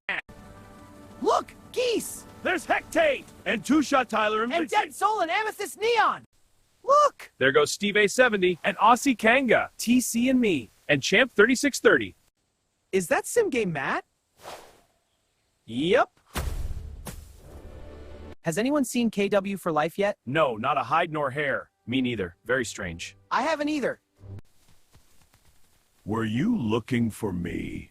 Oh, hi, KW. Well, it's getting late. Yeah, we should get the show started. I agree. It's time. Let's go then. Right. Dave's late again. He's always late. Where could he be? Probably overslept. Look! Here comes Dave! Dave is here! Yes, Dave! Let's get this show started. Fire up the tractor. It's map review time. Rolling down the back roads, checking every field, see what this new land's got to yield. From tight farmyards to open sky, we'll show you what's worth your time. It's map review time, let's see what's there. Best new maps from everywhere. Fields, roads, and every line. Find your next farm in map review time. We test the roads and every gate, load the grain and check the weight. Sell points, triggers day and night. Push this map till it's done right. It's map review time, let's see what's there. Best new maps from everywhere. Fields, roads, and every line. Find your next farm in map review time. Map review time, Farming Simulator 25. There you go. You know, two-shot, that's funny. Thank you guys for the hype train. As you can see, I didn't get very far here.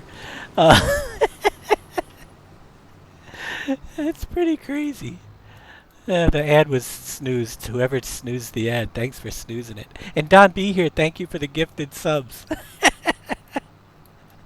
So, anyhow, what's interesting, a little side note about that, is that even the realistic scenes, like the farms in the beginning and stuff, are completely AI, and all the realistic animals, like the water buffalo, all that's completely AI generated. It really doesn't exist. Now, I'm sure they took a model of a water buffalo and did things to it, but I will tell you, when I was trying to get things like harvester offloading into a grain cart, it put the grain cart backwards and the tractor on the wrong side of it twice before it got me a tractor that was actually hooked to the grain cart, and it was still backwards, but I left it in there. You know, it wasn't driving along the side like we normally would. I said, that's gonna have to work. But everything, every piece of it. Did you like it? Come on, Big Tigger. You have to admit it was funny. Oh, that was classic. And you know what's even better? There's another one coming up at an intermission video that's coming up. Although that is going to be the funniest because that's the one that references so many of the people in our community. But I do have a 3-minute intermission video for you to watch. Coming up in about a half hour. All right. Is this guy going to continue the field here, or is he going to just... Big Tigger is not really big. It's little Tigger. You're using that, little Tig? Anybody wants it, like I said, I'll make it available. You can clip it, download it, do whatever you want. Make use of it. It's kind of fun stuff. I'm going to have it up on my YouTube eventually after this weekend. And we'll make it available for download if people want to cut it apart and use parts of it in their whatever you guys want to do. And there's gonna be more. Well, there's gonna be more coming. I would love to do it more frequently. Right, let the farmyard animals come in and join the show, because I think it adds some humor stuff. But using the free versions of software, you're limited to how many clips you can do, and I already used 7 email addresses just to get today's show. In 2 days, 7 different email addresses. Logging into Grok AI and doing just maximum clip length is 6 seconds unless you pay for the monthly subscription. That wasn't Billy. That was his girlfriend.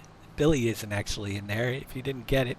He loves me. The llama comes in and says he loves me. Billy didn't make. So a lot of people didn't appear. Like Big Casket wasn't in there. He.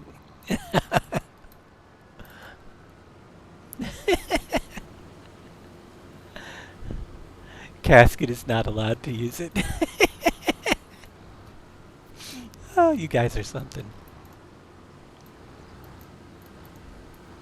So, what's a map review show like? We'll go through a couple because I'm going to just be harvesting for a little while here. Thanks, Big Tigger. So, we'll tell you a little bit more. Well, we'll have the animals tell you a little bit more about the show here. So, we'll play these over and then we'll be getting closer.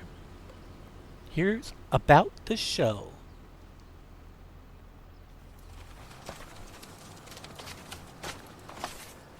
Oh, hi there! I guess you are here to learn about the show. Our owner Dave will be doing map reviews on a regular basis. He created an in-depth scoring system to bring you his opinion on as much detail as possible. And he knows a thing or two about maps. He's been making them for over 12 years. He also created special software for recording the reviews, Which is pretty cool. Map reviews might take one day or a whole bunch. His goal is to give you as complete and accurate review as possible. A link is pinned in chat that brings you to the new review page. Go ahead, check it out. This is the best. Delicious. Pass the fries? You got it. You will know which review is the test review because our faces will be on it. Near the end of every episode, Dave will fill out what he can about the review and determine if the next show will be on the same map. At some point during the review, Dave will unlock it so you can give us your review too. You only get one chance per map, so make sure you are ready. The download link on the test review is set to the review page if you want to test it out. And Dave will have to approve of the review, so make sure it is complete and don't try no silly business. That's about it for us. If you have any questions, just ask Dave. He doesn't bite. But we do. All right. Thanks, Big Tigger. It was good. I'm glad you liked it. That is a little bit of stuff around what the show is gonna be doing. And is the link still pinned? It should be. It should be pinned to the top of chat. Yeah, it is. Somewhere. I hope so. Yeah, pinned. Okay, good. And the only other one we showed so far was about this map, and we had echoes in it when I showed one of these videos, so I hope you guys got it. And we'll give you a little quick look at that one as well, which is pretty short, but it tells you a little bit about the map we're on for Big Tigger, who always asks what map this is. Is Owendale, Michigan. It's a single-size map with 32 fields. Who made the map? Northern Michigan Mapping. What else do we know about the map? It is based off an area called Saginaw, Michigan. In 1882, 3 new rail began to lay track in Huron County. Two cousins from Saginaw, Michigan, John G. and John S. Owen, bought land in the Columbia Swamp. Really? Tell us more. The following year, they opened a sawmill to harvest the native oak, a wise investment. In 1887, John G. Owen hired Quincy Thomas, a civil engineer, to survey a town site. The streets, alleys, and parks were dedicated to the public for their perpetual use, and the village was Owendale. Wow. The sawmill burned in 1896, and the Owendale area turned from lumbering to agriculture. What else do we know about this map? You can grow alfalfa on this map. Awesome, I love alfalfa. There is not much forestry, but there is a sawmill if you create your own forest. A sawmill, brilliant, let's do it, yes! There are 7 productions in town, and there is a grain dryer on the main farm as well. I heard that you can buy seed lime and fertilizer at the Pioneer dealer. That's great news. We should go. Yeah! When it rains, the drain ditches fill up with water. Wow, really? That's amazing. So much water. Awesome. Precision farming is implemented in the map by default as well. Wow, that's great news. Indeed, very efficient. Cluck, yeah. I hear that if we are lucky, in the fall we might see white-tailed deer and wild turkeys. Well, let's check it all out. Yeah, let's get the review started. Yeah. All right, let's begin. Agreed.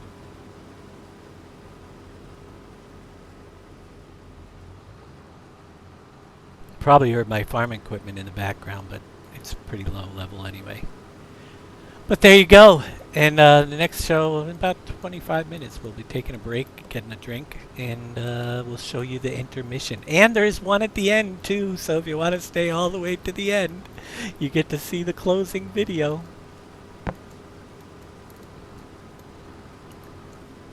Otherwise, you can play it back tomorrow.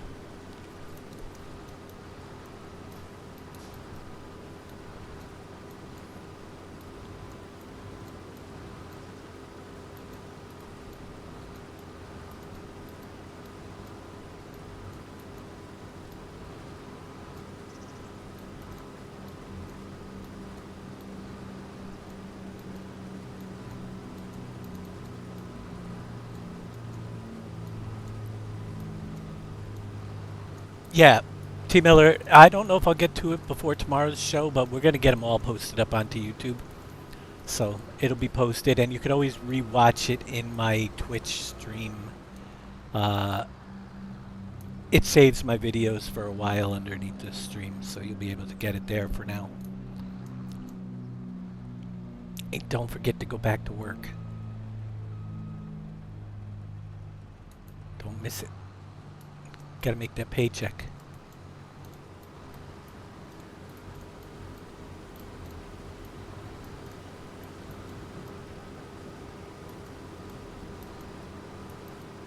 Almost full again. So we're gonna dry a lot of grain, it looks like, because I don't have anything else to really do with it. Now, makes me wonder, if you didn't want to dry the grain, and you wanted to save it, is there a silo for storing it on the farm? Or do you have to put one in? I'm curious. Actually, while I'm waiting for that to get more, I'm going to come over here. I don't think we've been in here. Is this open? Big garage. Nothing in it.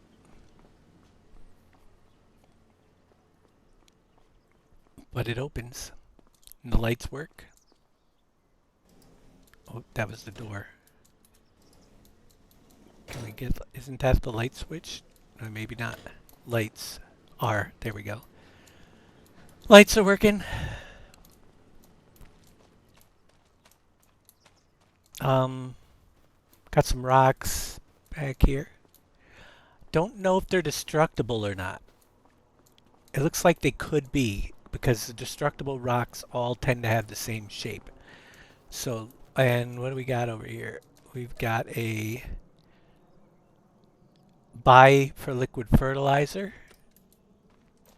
and you can fill it as well. But I don't see a regular silo on the farm.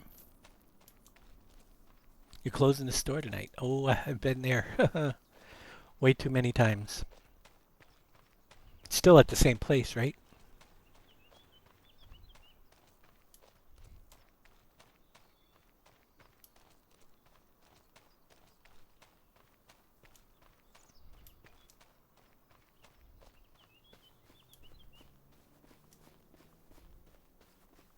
Yeah, no grain. No, so if you wanted to store up grain, you'd have to put your own silo down, which we might have to do at some point.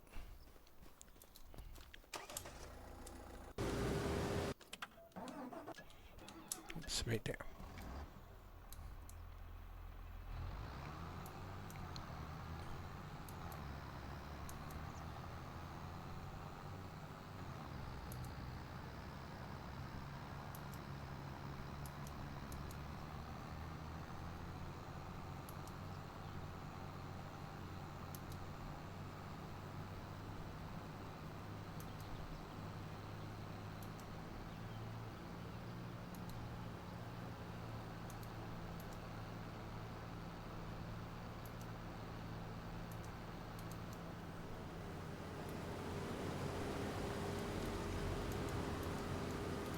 Fill her up, please. Fields take a long time to do on a map like this. What's one field per episode? My gosh. Well, we'll do a little bit more tomorrow, and we'll check out more of the features if we don't come across them today. we gotta make it rain once so we can see the ditches fill up. We gotta make it go into October to see if we can spot turkeys, because I don't think wild turkeys. Yep, still there trying to become team lead. Nice. I never did that. I went to the customer service desk when I was working for them. It was all right, but I know because I was I would say I wasn't team lead, but I was all the team leads knew how responsible I was, so I was constantly doing their jobs. I would be closing up. Yeah, money center and service desk. That's what I did. Customer service desk. We didn't have a money. It was both combined, right, in one. And closing the store, go out, bring all the register drawers, put them in through the money counter, and file all the stuff away. Oh yeah, I've done it all. Oh, so many times. Probably closed the store myself 3-4 times a week when I was at my wit's end. So I know exactly. A little different. They ask for your film and you can't come in. Yeah. They ask, see, I think that's you know, you sound a lot like me in that aspect, is you just do what you're told and you can you become reliable and you can pretty much move up the chain when there's positions available pretty easily, you know, because to be honest with you, there's a lot of people that work at Walmart that just aren't going to go anywhere. Yeah, reliability and trust. That's pretty much it. And if they asked me to do something, I would do it. So I'm telling you, even though I started off as a cashier and then was on the customer service desk, there were days I helped stocking. There were days I helped set up displays. There were days that I did the money. I would run the lawn and garden. I don't think there was too many positions I didn't fill in for, except I told them one thing I do not do. There was one thing, and I don't do food service. So they never put me back behind the deli. Even though they tried once, I explained to them that it's just not me. Yeah, price changes, yep, all that stuff. I don't do food service, folks. I tried the food service industry twice, and I'll tell you what, I don't like to get between people and their food, because they get really grumpy if something isn't exactly the way they want it. And I'm a pretty patient person, but man, they will try your patience.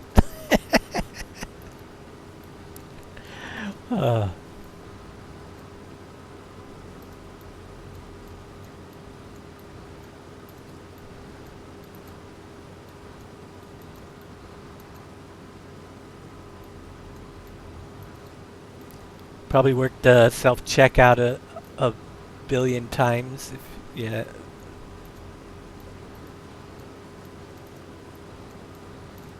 Oh, carts. Yeah, I've done carts, but I didn't always do them. If I because my back is a problem, and if I was having a bad back day, we just built a relationship. I say I can't do it today. My back's sore already. You know, I'm not going to be pushing carts in. And I did that a lot in the winter, even if my back wasn't sore, just so I didn't have to push carts in the snow. But yeah, that makes sense. The door greeter.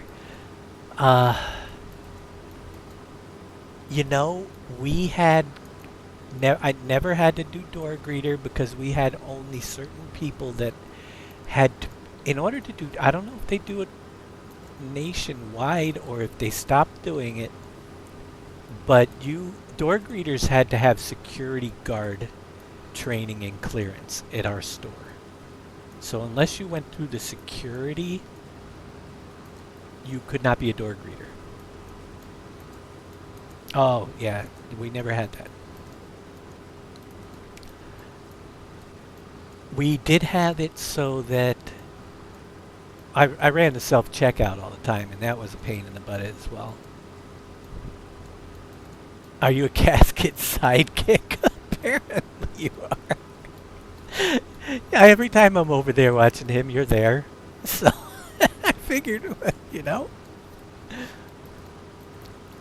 As long as you're not in the casket, then you're doing all right.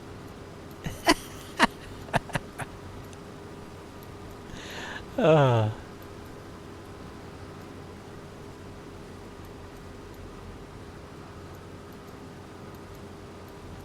good old days. If the Yukon 16X map is released, I am not sure. I will tell you all that I tried to go into my 16X map after all the updates, updated my editor. 8 updates behind I was on it. And I tried to reload up my project, and at first it would load up, but then all of a sudden it stopped and it just started crashing my graphics card. So 16X maps are going to be forever out of the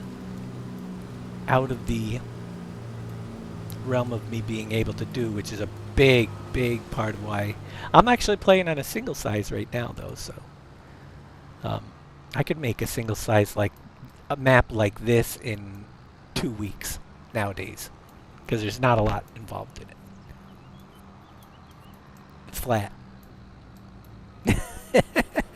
with a few extras. No, but we're going to check out some maps. Part of the reason for doing the map reviews is to see what is out there and what maybe sparks some ideas, and maybe someday, not making any promises because it's going to take a lot. I'm going to have to see things that start bringing a map vision to life, which it did in the beginning when I first started. That's why I started map making, because I saw things I wanted to do that I knew I could do that nobody else could do. You know what I mean? And maybe we'll see stuff out there that give me some more of those ideas, new ideas after 12 plus years of making it.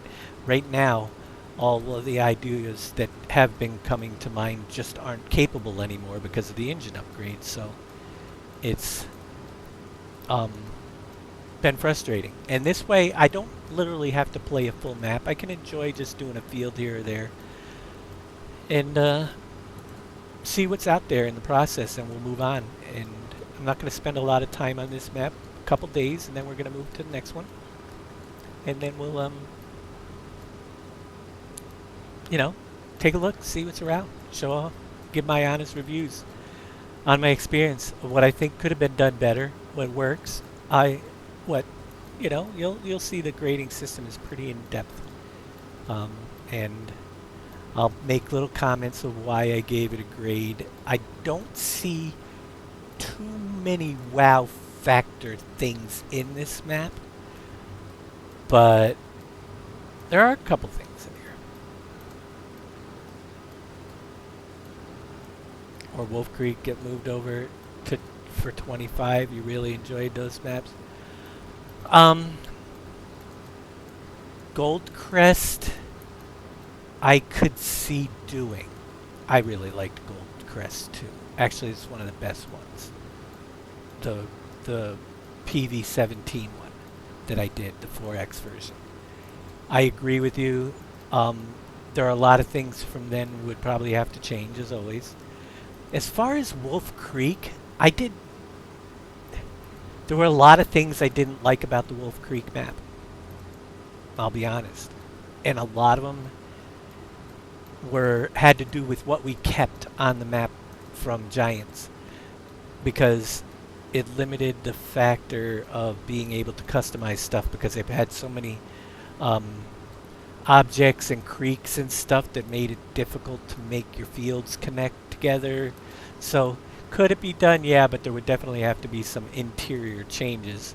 There were a lot of, you know, you enjoyed the Goldcrest 4X as well.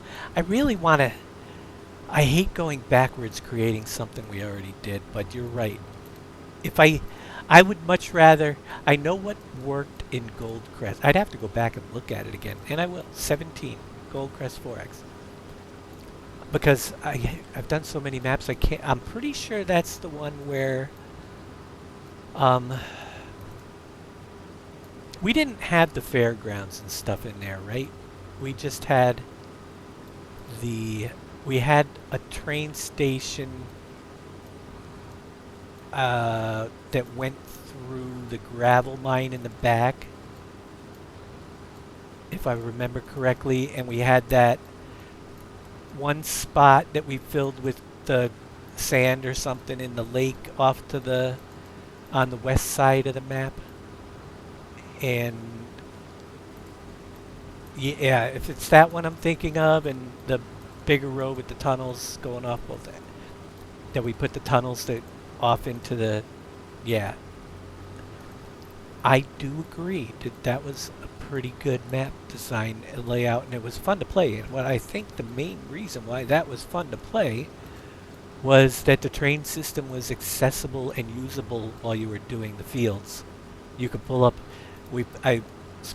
and for actually, it made sense to use the train in that map a lot. I know that. That's one of the things I liked about it.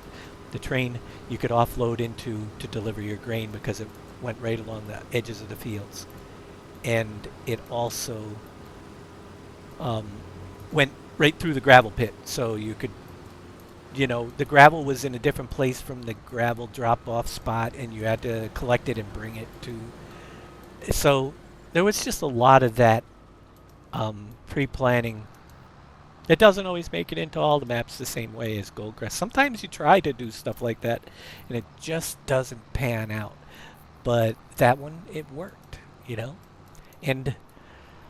But here's the thing, knowing what made that map work and why so many people liked it, I personally would like to do a similar map, taking the many things that people liked about that and implementing them into a whole new map so they have a new experience rather than just the old rehashed experience. I've done remakes before, but sometimes I think you can do a little bit better with, you take everything good that you knew about that map and throw a few extra good things in on the new map and make it a different experience.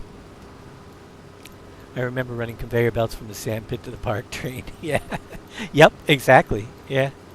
That was good stuff. And it worked. Sometimes older maps too are more difficult to upgrade, to bring over than, because engines change so much. Things have to, a lot of things just have to be done differently. It was more than what was in, I think it was more than what was in there, like buildable factories. The overall flow was really good. Buildable factories are a problem right now in 25. We haven't got a really good script, and while they can be done, I can't do them personally, number one. I will honestly say this, that is a huge part of some things. I don't like to have to rely on other people to make things, because not that they're not reliable, but I'm trying to get stuff done, and while it's great when they just appear, I'm just saying, if they just appear and all of a sudden I have the models to work with because somebody's been working on it and I like it and we can fit it in, it's great. But you know, it's trying to get a map. Say we put a 3-month schedule on a map. I know right now that the level of stuff that we put in maps for buildables and stuff, it has to be done a completely different way. And the only person I know that knows how to do, I can't do the way that it does it. Green Thumb does. Green Thumb knows how. But it takes them quite a while just to do one piece. We wouldn't be able to do that many of them. So you have to scale back on what, and get 3, 4, maybe 5 tops new buildables in a map which isn't bad. But again, I have to rely on outside sources because I'm guys, you know how old I'm going to be this year? Does anybody really know? 90? Close, man. We're getting really close. I feel like it. My mom's not there yet, though. It's 2026, people. I was born in 66. You figure it out. 1966. Not saying anything, but I self-taught myself almost everything in this world. And if there's not an interest, because self-teaching is just especially computer-wise, a lot of you that know would have just given up a long time ago. No, not 1860. I'll be 60 years old in August. I will have my third grandchild in July, which is pretty awesome. I got two grandson, what do they call it? Grandchildren. 2 boys and one girl coming in July, so it's pretty wild. And that, you know, I'll take, now that I'm living back close there, I will take any moment I can to get out of here and be with my grandkids. And as they get older and mom can get around more with 3 kids in tow, I think it'll happen more often, you know. And if not, when those kids get driving, I'll be about 80 and maybe they'll come out and see Grandpa. You never know. But your mind isn't as sharp. I'm a little more forgetful. There's no doubt about that. Sometimes I say things and what I say isn't what I actually meant to say. And you know, it's just old age. Can I get through things? Yes, I can. But to learn things like doing these little video clips, you got to have a passion to do something. Like the AI programs I created, I think are pretty wild. Using AI to write software is because I can't write I would never be able to figure out how to write the software myself. But the tools out there, let me tell you guys, incredible stuff. I've made a couple really incredible programs that work really well. And we're going to be using the one for this review show. And I still have creative urges, so that's another reason.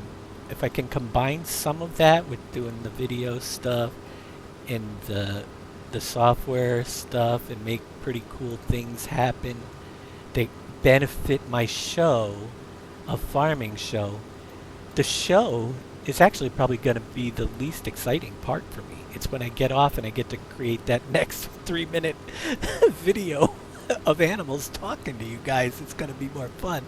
So yeah, it all comes together though. Until maybe someday we'll say, hey, let's give this map a try.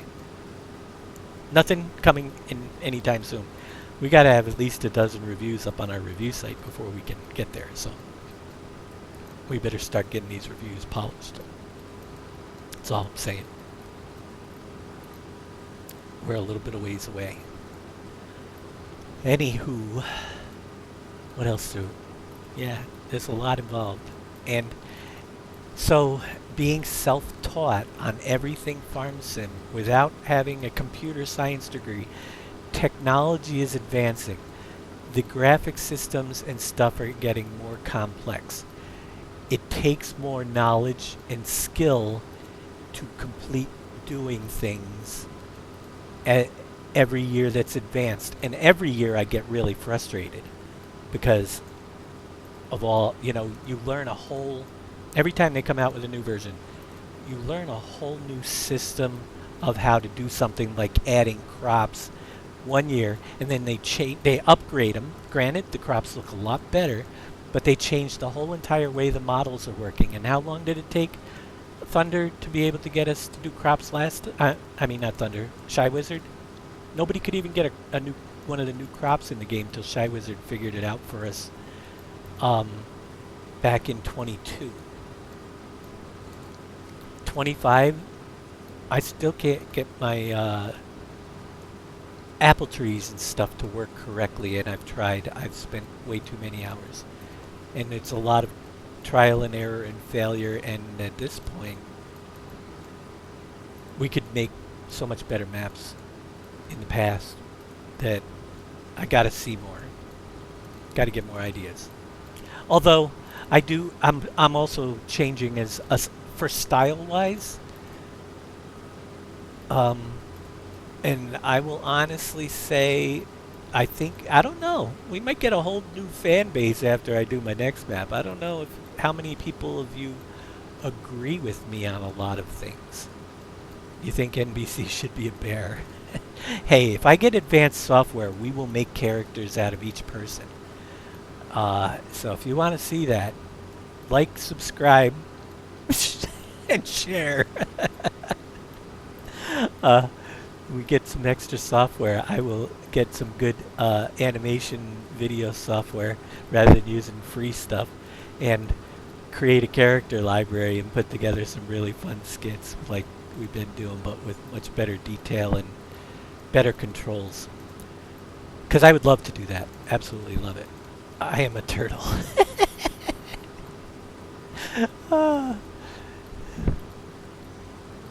So, yeah, learning curves these days, it's a struggle, and you're getting older, so it's getting more difficult, you know? And is it really worth it when you can't foresee the end project? I had a project.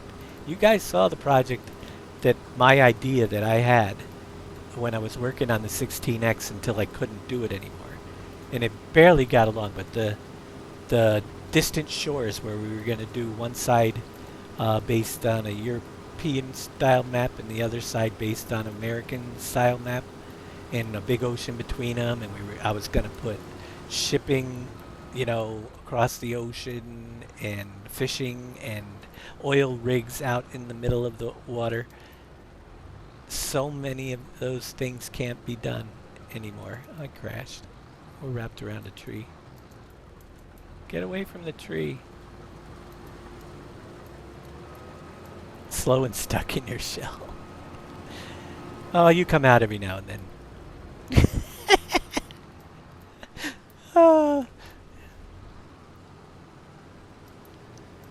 You're more like a tortoise, though. You're a little bit bigger than just a regular turtle, from what I hear.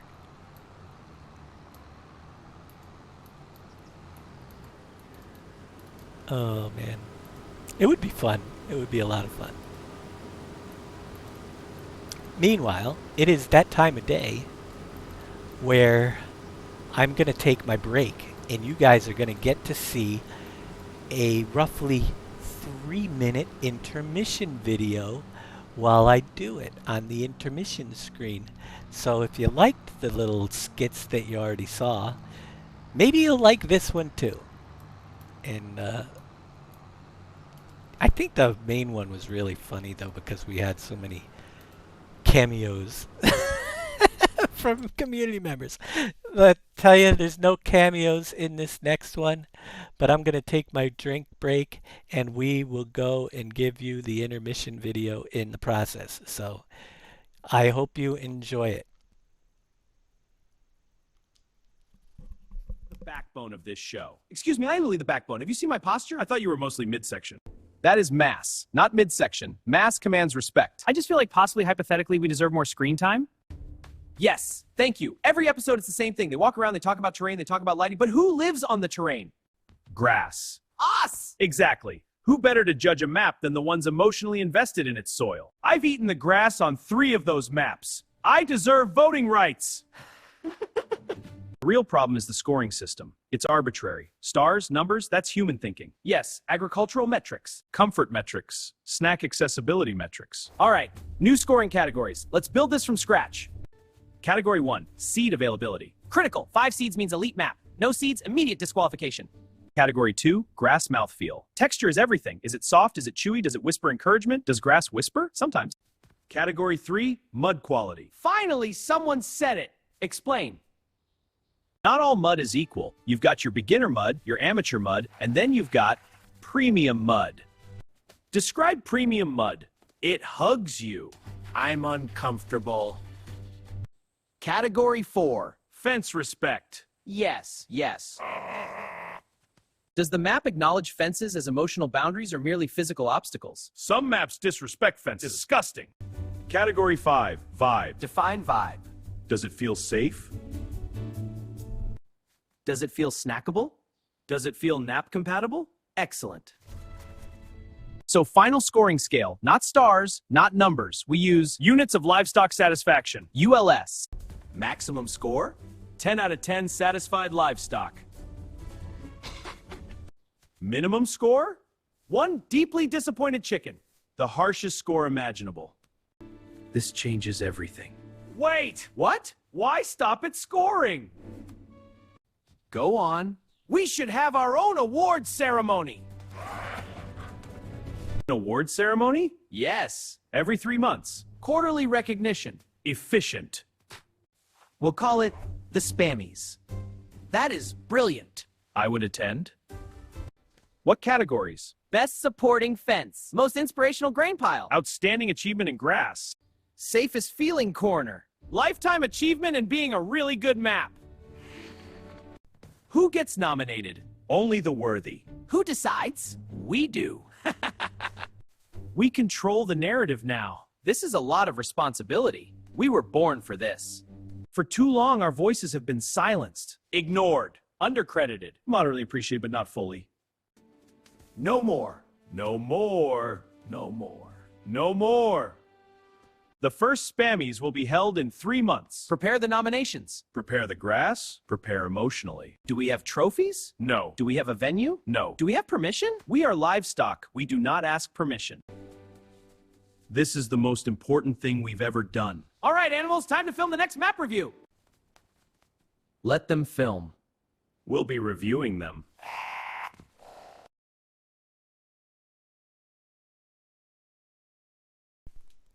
All right, we're back. I hope you enjoyed that little clip. Yes, I know the sheep had 6 feet, and there's a misspelling on a couple of the boxes. That's what happens when you use free software and you run out of credits to go back and fix things. You just leave it in.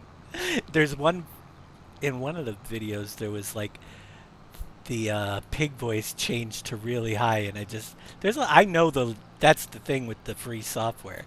You can't just go back and correct things. You only get limited amount of uses for each clip, and can only make so many clips every day, and you just gotta live with what you gotta live. Now there is a way that I could improve upon some, and I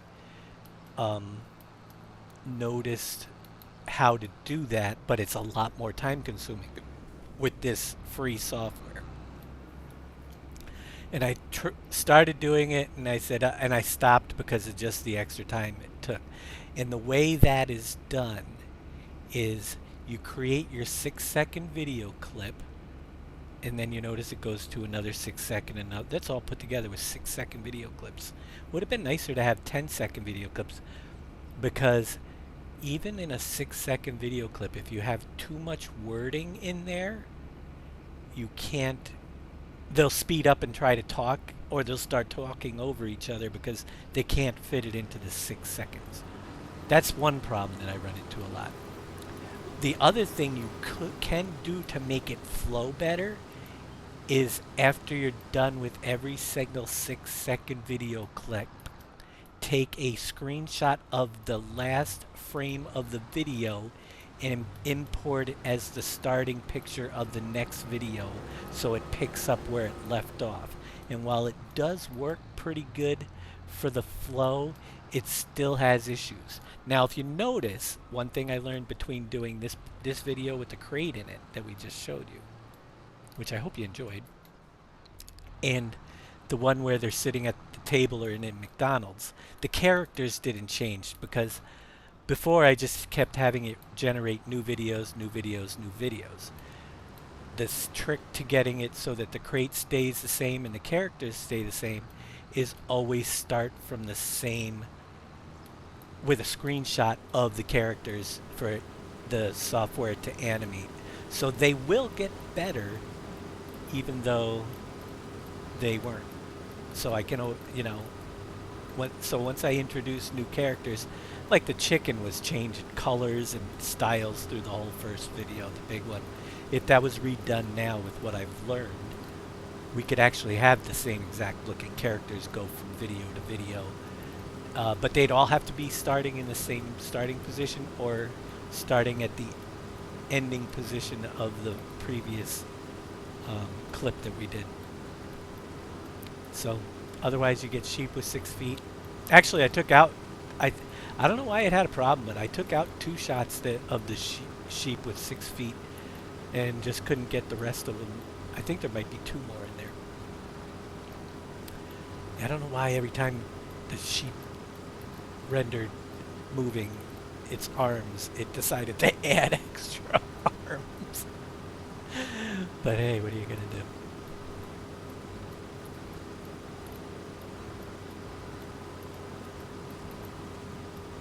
It is what it is.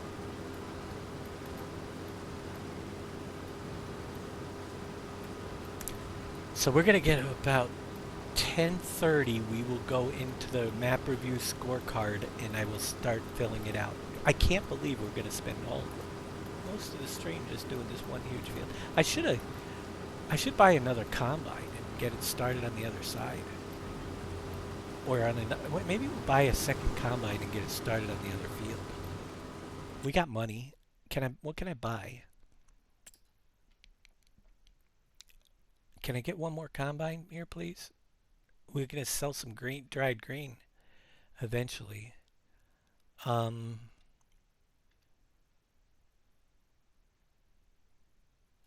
Harvesters. We have $659,000. Let's go for something relatively inexpensive. Here, maybe we'll grab this case right here. Seeing everything's red on this farm, and I like case harvesters. And combination, we're just going to get the grain header. We'll get that started on whatever the other field is. Otherwise, we're going to be here for 300 shows. Here, let's jump out, jump in, pick up our new machine.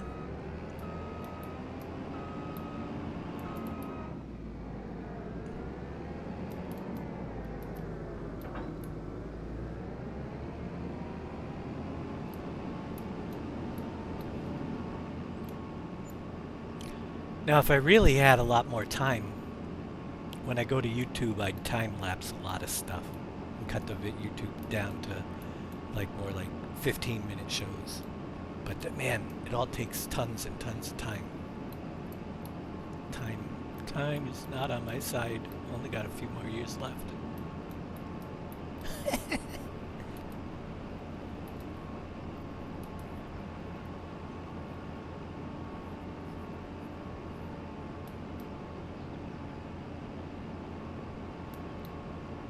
So I think that's our other field right there. I don't know what's on it.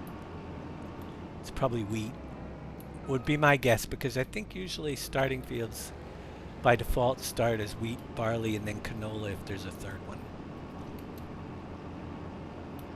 And I wouldn't expect him to. You can paint in your own, but if it's computer generated, it's wheat, barley for the 2 owned fields. And there's probably the third field is probably really close by here, and it's probably canola. But let's see if I'm right here. And those trees on the end? Well, that's just annoying. Who put those there? Let's see if it can handle it.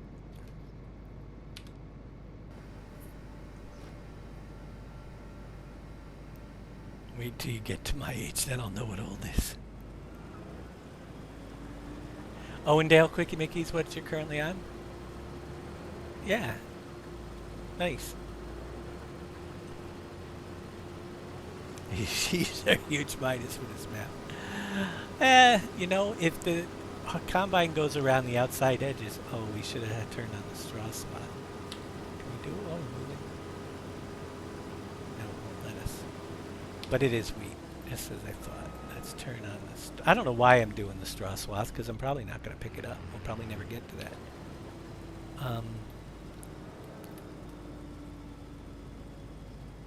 Start up.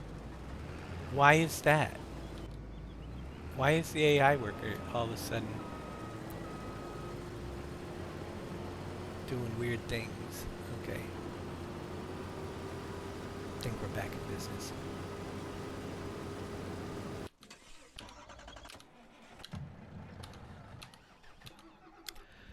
Also, if I get in trouble, I'll sell off some of that current for money. I got plenty of big equipment that we won't need. The trees are a huge minus for the map. I would say in the past they were, but with the way that it can go around the outside of the field, I think it could handle it right now. Just saying. With the hired workers.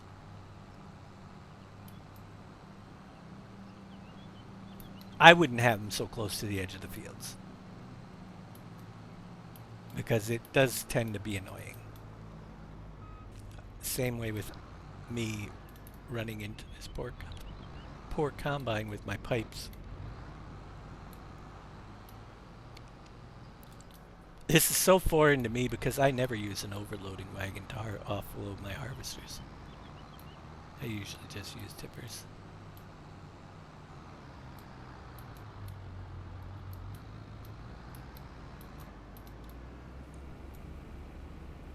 But we'll use what equipment it gave us. New joisting map? Yeah.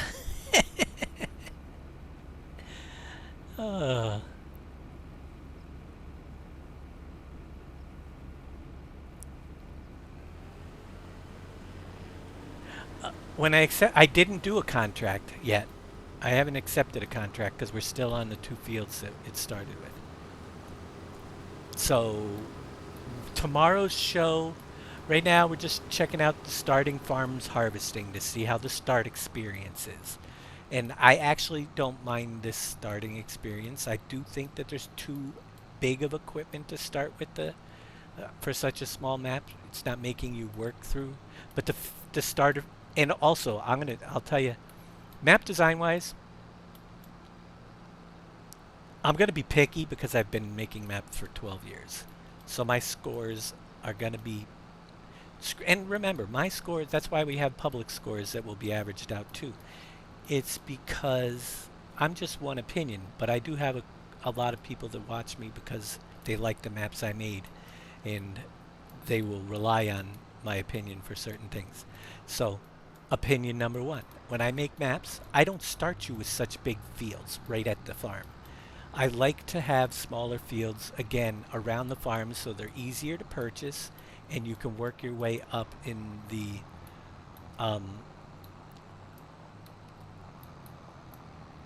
you know, as you're building up the farms. You know, work your way out. So if you notice around my farms, we usually have smaller fields, and as we work out away from the farm, you get to the bigger and bigger ones. Right here we have like the biggest fields you could possibly do right at the farm, and we own 2 of them already. Good for getting started, and good, like I said, good starter map for someone to experience. But also when getting started, I think that even with this big equipment, it's going to take me a day just to do the first field, you know, which is kind of a long time. You like to move around and do a few different things in your first 8 hours of gameplay. Just my thoughts. Number 2, I think, yeah, so the starting equipment I think is a little bit overpowered for my liking to start off with, and the field size for starting fields is too big. Number 3, as you know, I'm not a big fan of the no real border being around the map.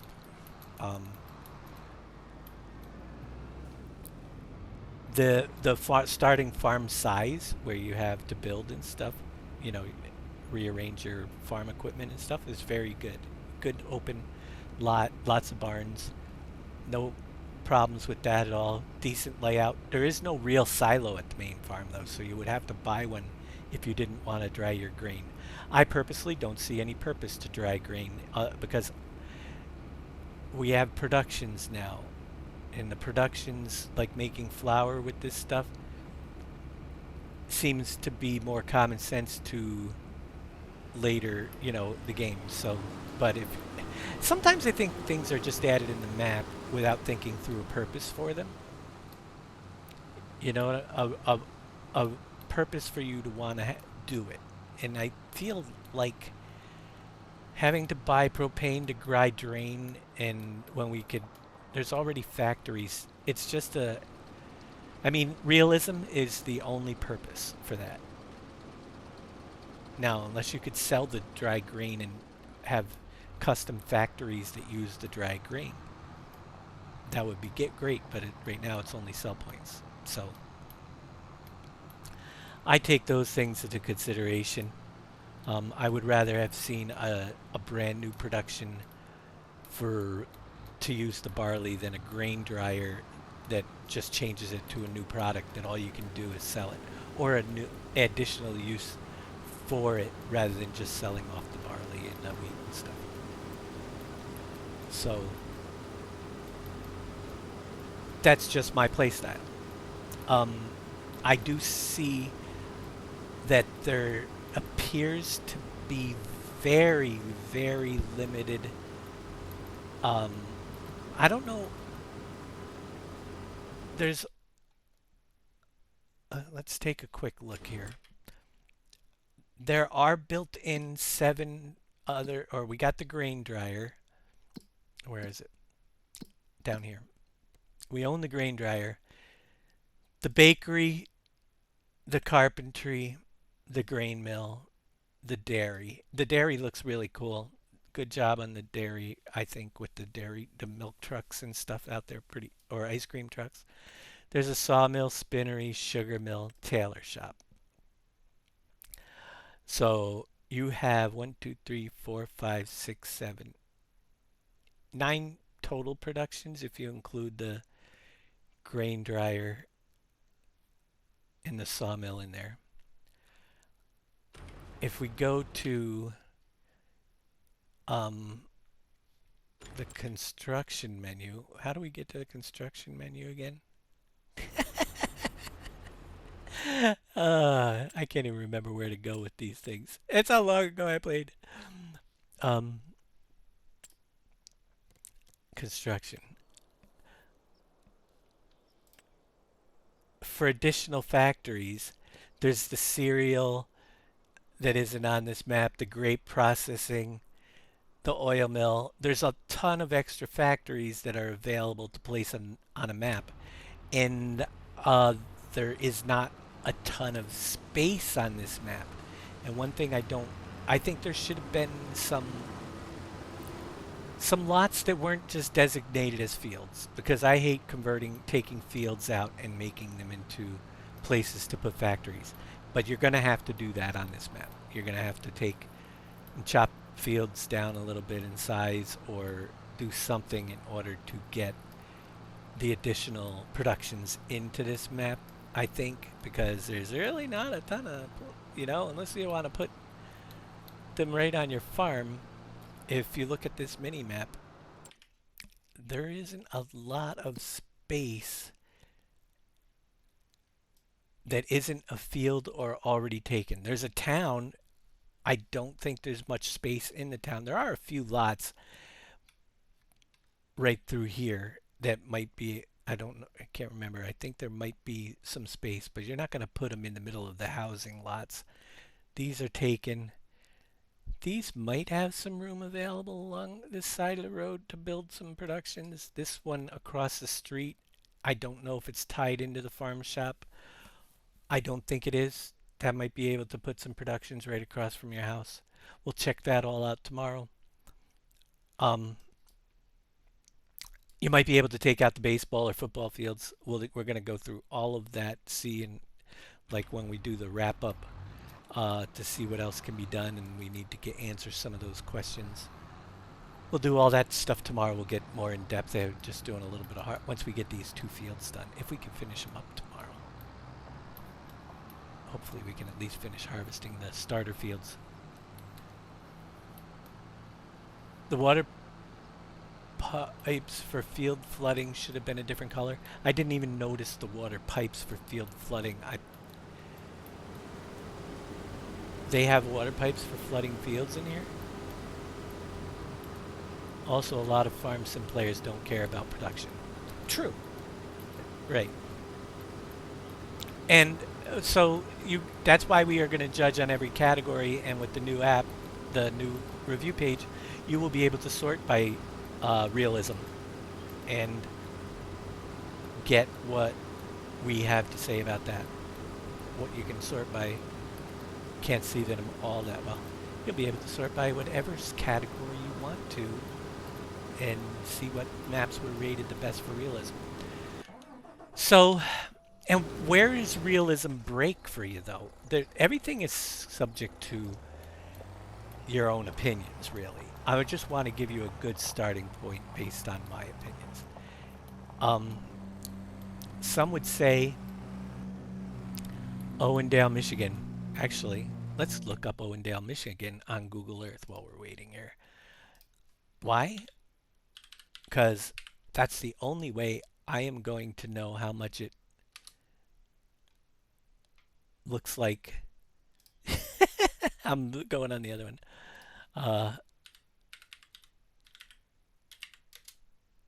Owendale, Michigan.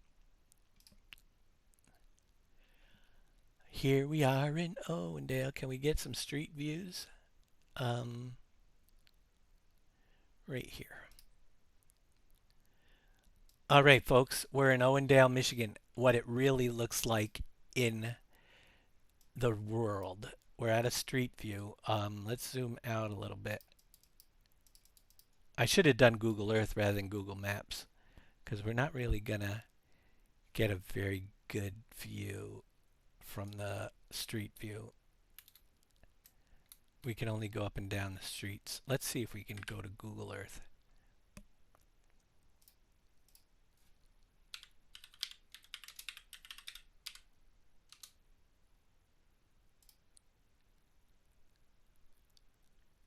We want to zoom in on Owendale. New search. Owendale, Michigan.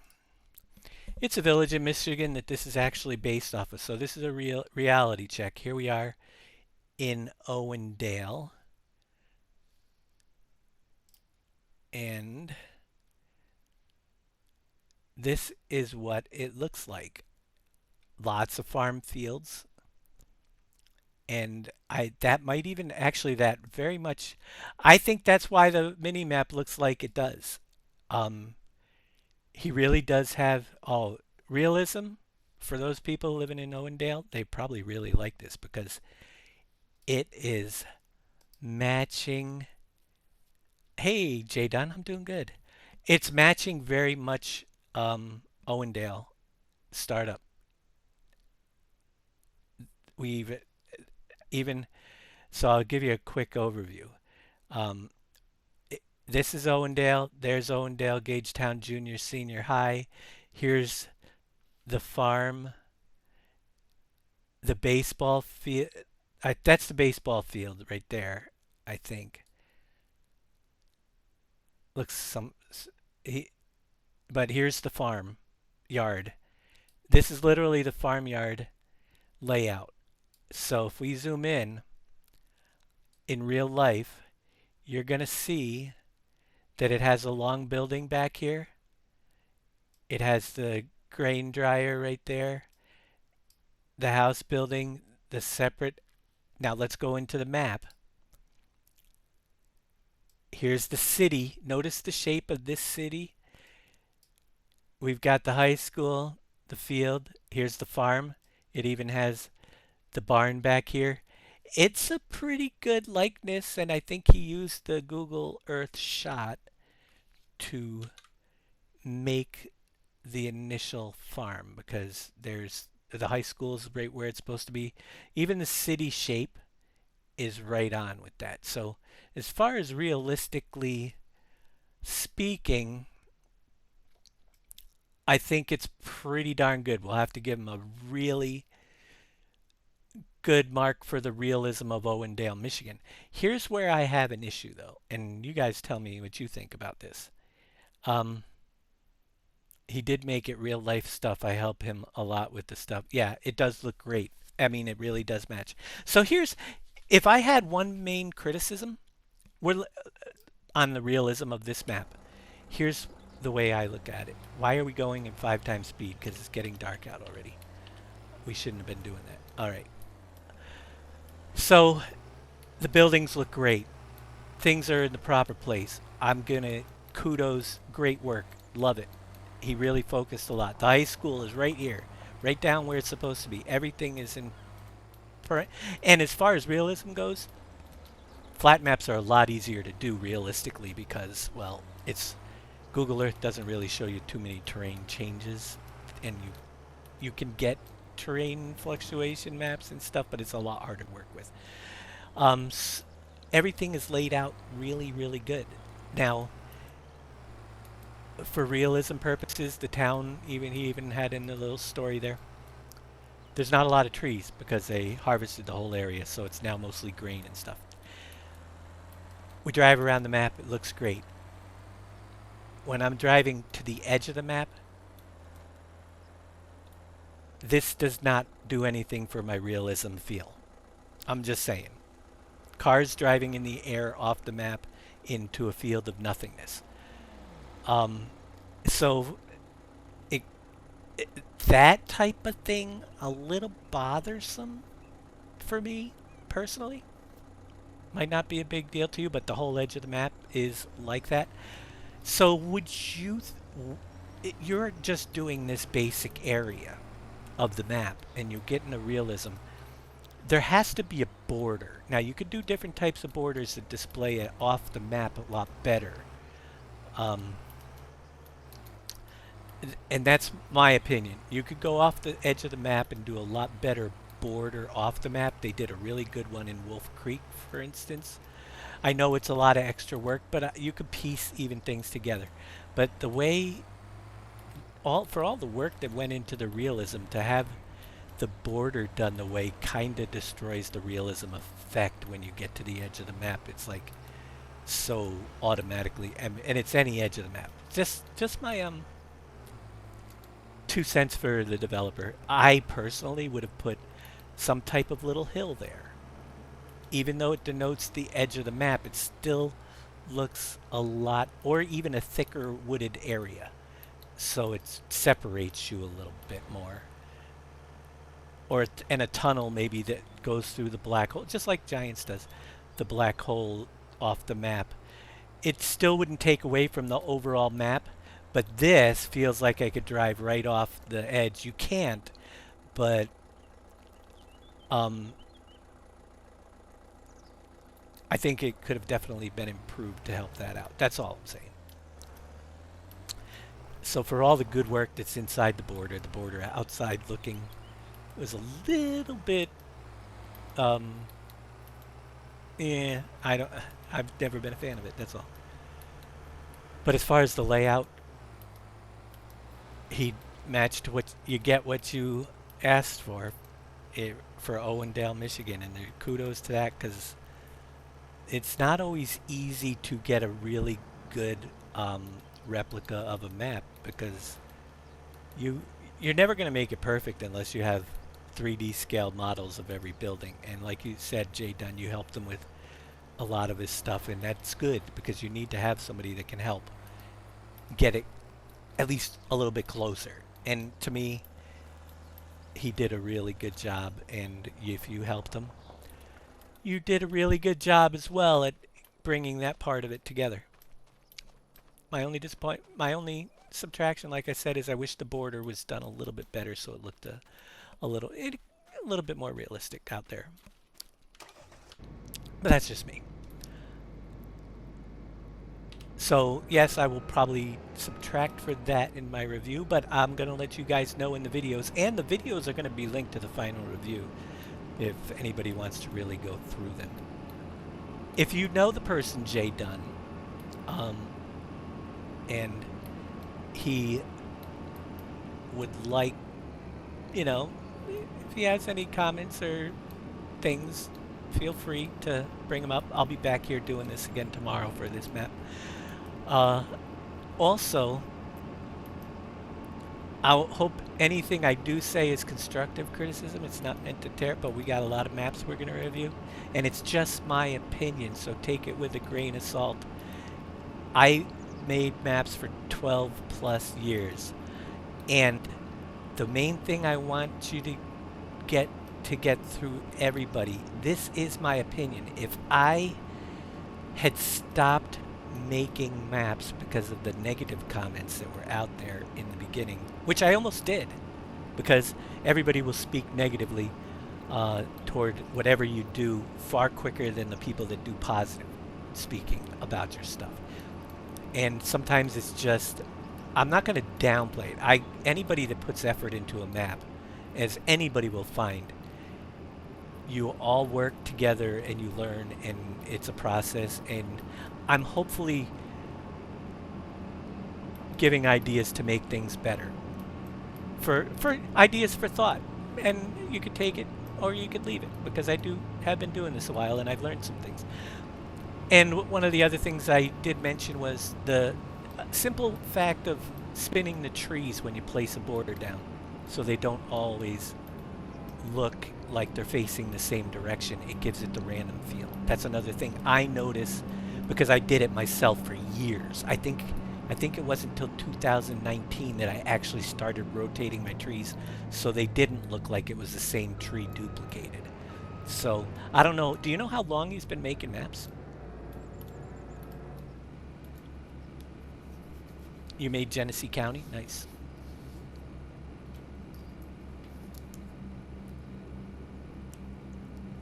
This is a fantastic map for a first-year person. And these are the things that, like I said, I started in 2013, and it wasn't until 2019 that I started spinning trees. I would have replaced the mini-map with something clearer even if I used the Google Earth shot. I would have started taking screenshots of the actual map, because you'll get a nice, cleaner, crisper one underneath the... but even taking a screenshot of the map can be a challenge because of the lighting, the way it's done now. You gotta... And I couldn't even tell you. I have guides somewhere around here on my computer on how to do a mini-map with setting view distances of buildings and stuff to get a really realistic one that I would have to go find. I forget who made them. It was a really good guide. I'm sure I have it bookmarked or saved somewhere on my computer for doing a mini-map to get the shadows off of it. There's so many things that need to be done to get I don't know where I'm going with this. This one has to go back over this field. I'm at the point in this show where I'm just driving around and not paying attention, talking to you guys, not paying attention to what I'm doing. But anything, like I said, for first year, phenomenal. I don't think my first year map was this good. I've always focused on content. I'm changing though, and that's why another reason why I haven't been so inclined to... Oh, he's going to go back to where he left off, which is fine. We'll go over and pick up the other guy. I haven't been so inclined to make another map. I think the style I've made in the past with multiple productions and stuff, I'd want to scale back. I've really, especially in 22, got more into the farming aspect, and I think that sometimes the larger production maps, I like projects you can build and say it's finished more so than having to run 50 productions at a time. I always like maps that you can play forever. Don't get me wrong, because if you're working on a map, you like to have, but it doesn't, I think there's a certain point where you want to cut off, you know, and I like to add the new features in rather than just, let's produce more stuff. So that's the new me. So if I ever do create another map, what I would rather see is a new map with 5 or 6 maybe custom buildable new productions. Now that we'd have to go down to the 4x because my computer can't do 16x, but more in detail with those 4 or 5 so that they are just more, they're just nicer. I would also want, I'm looking for ideas as I play these to bring a new, which I think for me is the biggest thing, and I haven't seen it, anything super yet. I've been playing a farming game for 13 years now, and it had the farming aspect, the gameplay loop that you do in the farming game hasn't really changed. It's added on stuff, but they always add on stuff that we already had previous versions modded for us. And I feel like the game could really benefit from some new, maybe a little bit different game modes, or you know, something to breathe new life into it. Yeah, you've been playing since FS11. Wow.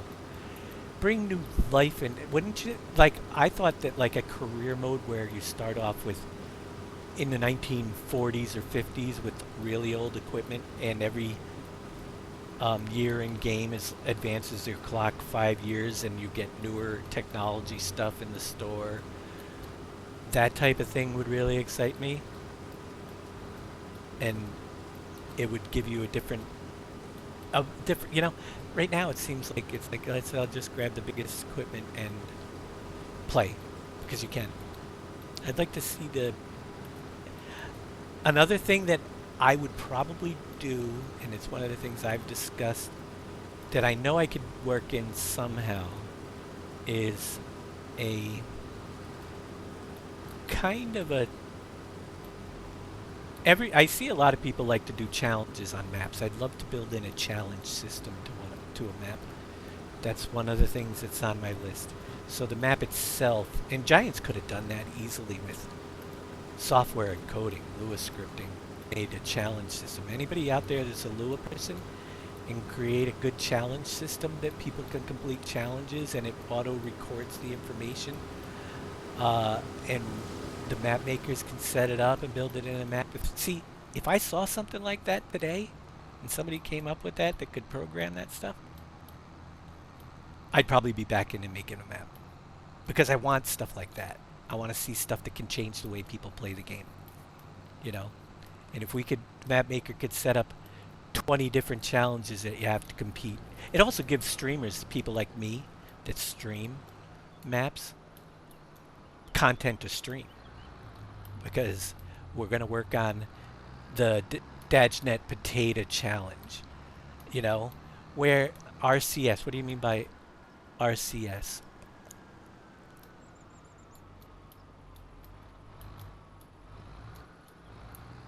I don't know what RCS stands for.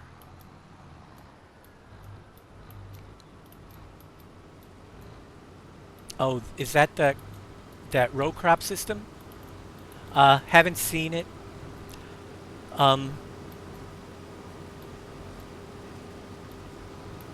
As far as that goes, we shall see. I'm not going to pay for it. That's one thing. It might be really cool, but I can't afford to pay for mods. I'll have to see. I know NBC has it. I don't know if that's a necessary thing for me, because I don't care if my crops are really in rows. I know, I thought it was behind a paywall. But either way. Yeah, row crop is now behind the Patreon wall. Yeah, it's behind the Patreon wall. See, there are things though that I know Thunder's, I'm not faulting anybody, but because Thunder does some incredible stuff, and I've worked with him, and I just don't care for the model myself, because he's done great projects for us before, and we have contributed hundreds, if not thousands. I know myself, I've when he worked on projects. There was one that I paid. I did. He didn't ask me for it, but I still gave him $200 when he finished it just for me. You know, back when we were doing really well and had it.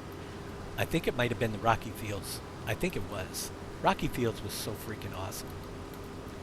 You know, Rocky Fields came back. Thunder was working on Rocky. If some of the ideas Thunder and I have discussed in the past came to light, it would really get me thinking. One is Rocky Fields.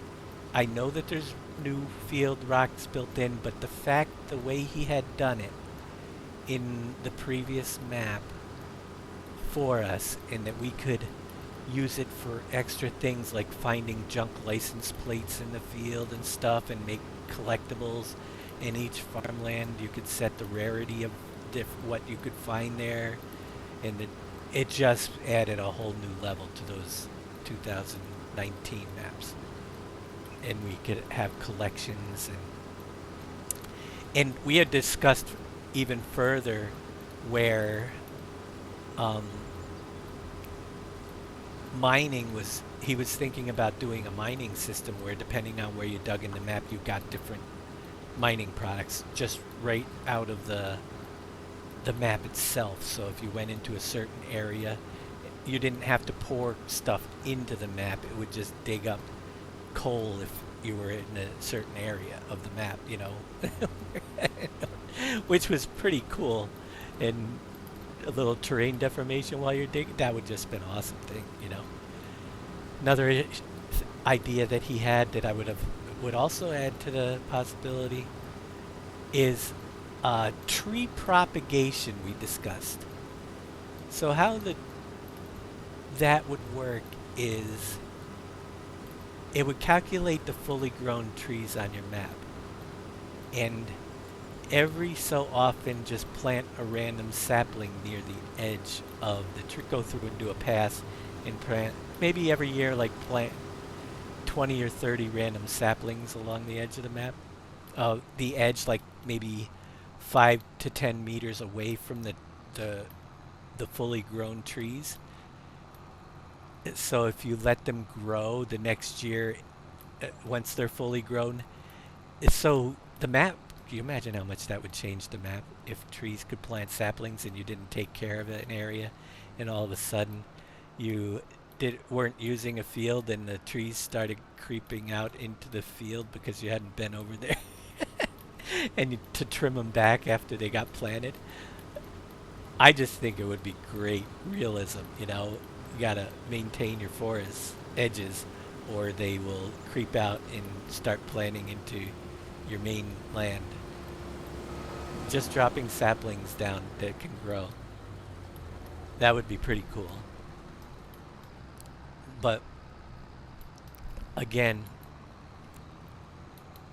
I always worked off the principle, and it's worked for me very often, is to do your best, put it out there for free. I do have an advantage. I have a huge advantage that Thunder doesn't have. And that is that I stream, so I have an audience and followers that can watch me, and it helps draw in the contributions to the show. So I get that part, but I've always worked off of, if I do something good enough, then people reward me for it. And I think we've done that for him in the past. If something is really like, and I'm a big fan. I'm a huge fan of put something out there for free so nobody's restricted, but those that can afford it can contribute, which a lot of people do, you know. They say, here it is. Because technically speaking, it's, even though he made it and it's behind a paywall, it's against the Giants thing too.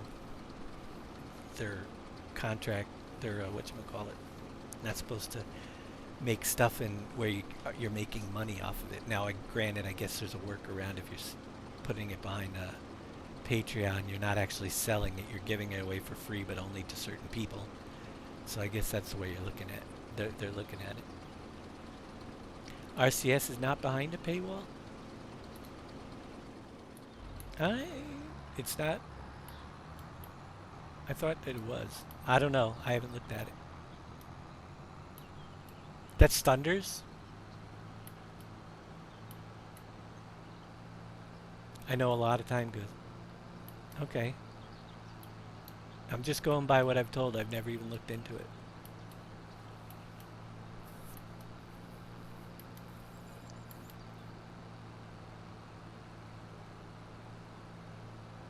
But I'll have to check it out. Maybe when we get into the NFS March map or something, we'll give it a try. Which will be a little while before we get into the bigger maps. Because we're going to get some small ones done first. And let's go offload the other guy on the other field, see what he's up to.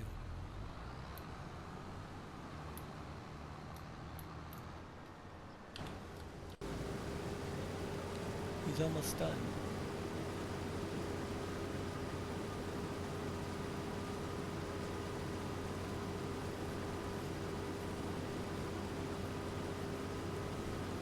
Your GC25, yeah.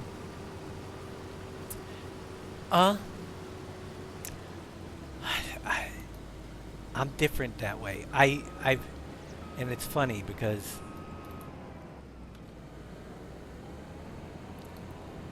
it just looks better, right? It doesn't do anything but make it look better. More realistic farming. I am not a real farmer in real life, and I don't see any problem with the way this looks the way it is. So what I don't know doesn't hurt me. I wouldn't even think to go and try it if it wasn't for you guys. Oh, I know, but I'm just saying I've made it very clear every time I've mentioned that, I know things get twisted too, that I am not the one. I'm just going by what I hear. So people have to check out themselves.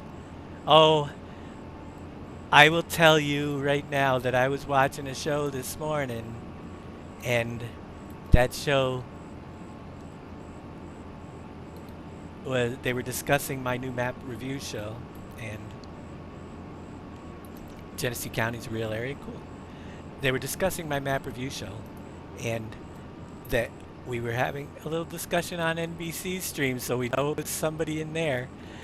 But all of a sudden, while I'm watching a show this morning, or early this afternoon, I hear somebody mention that Dave is coming back and he's gonna build maps. That's why he's doing the review show. So he comes back, and the way it was worded was not at all what I said.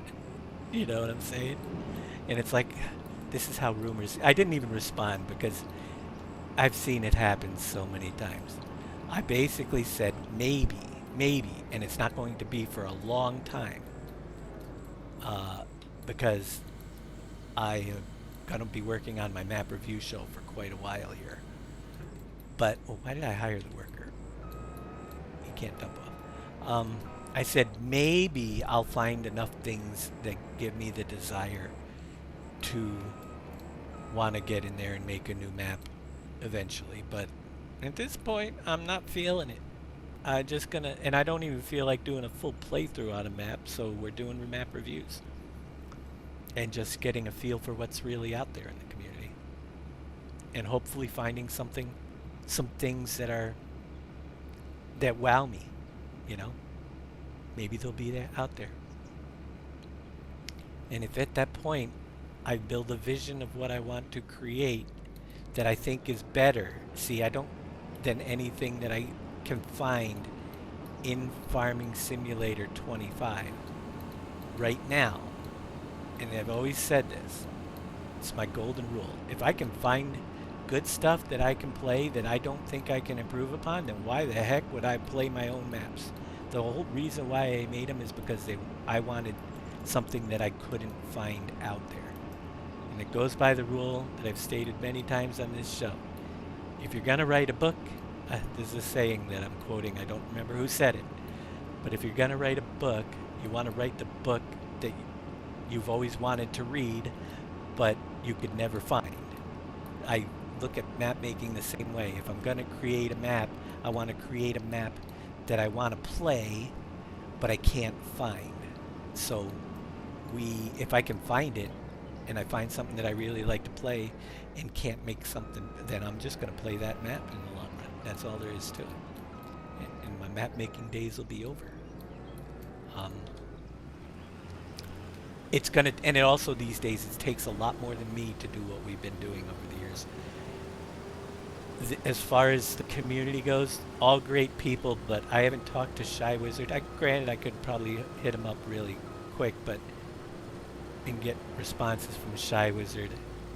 He's helped with a lot of stuff, especially things like the fish animations we did before. He's just really good with Blender stuff. I know Green Thumb we have ready and available. He'll work on projects anytime.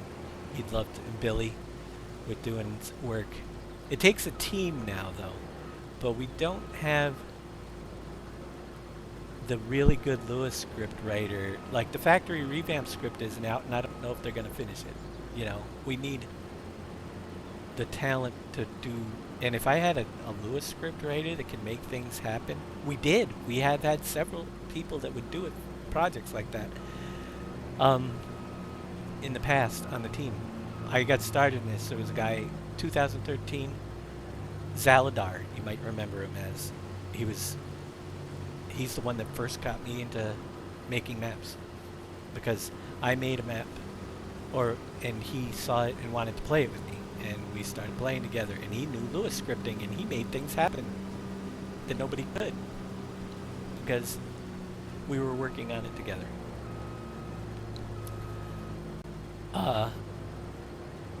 He's an awesome guy, yeah.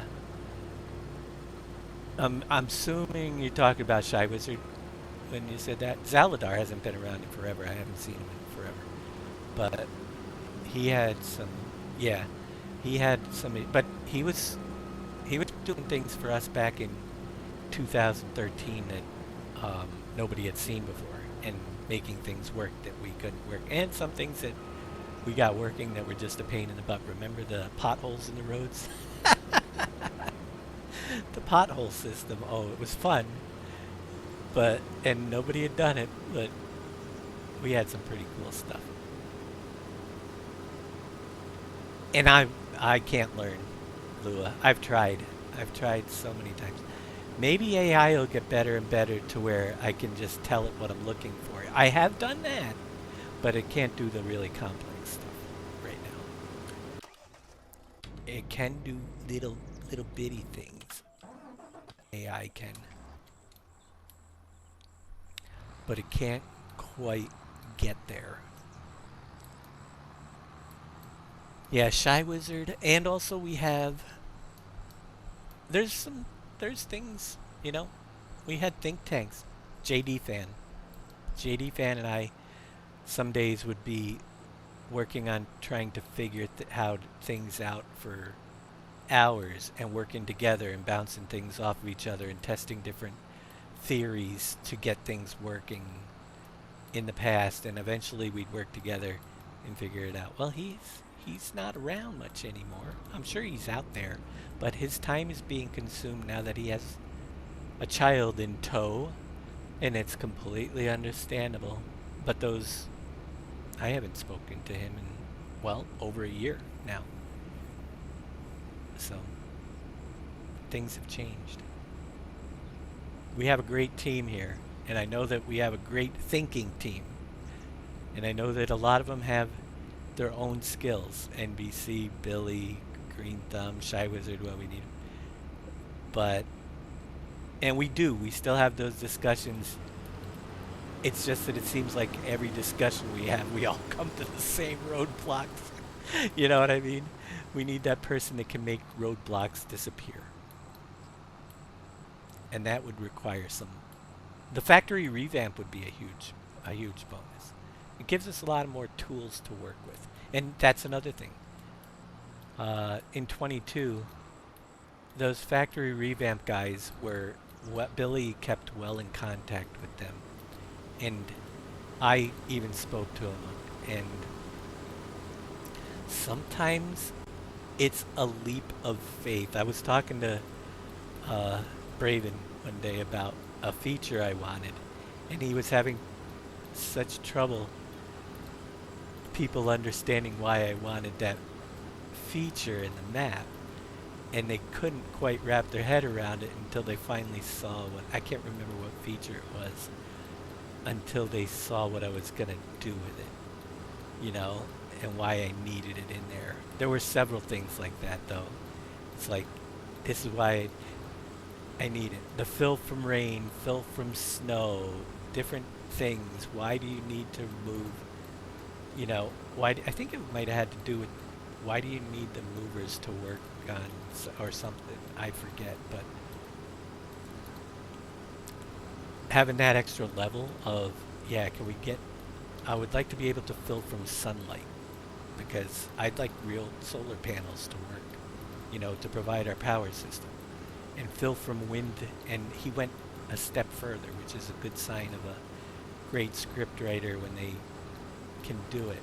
It's like, oh yeah, he could have just set it to fill from wind, but he made that script for 22, so it actually worked on the wind speed that was blowing and how much electricity it would generate, and worked the whole system into it. Same way with the sunlight. If it was a cloudy day, partly cloudy, fully sunny, or, you know, the amount of electricity on solar panels changed based on how much sunlight was being generated. That's an extra level of detail that we just have stripped right out of the game for realism, because we don't have the scripts to do it anymore. So, and I was able to make evaporation techniques for the lakes to drain and stuff, which was pretty wild. It was based totally on the temperatures of the day, the wind speeds, and the sun level, on how fast ponds would evaporate. So if you had a cool, and that is such a random thing built into the system. If you had a really cool summer, your water would stay in the lakes. If it got really hot, the water would drain much faster.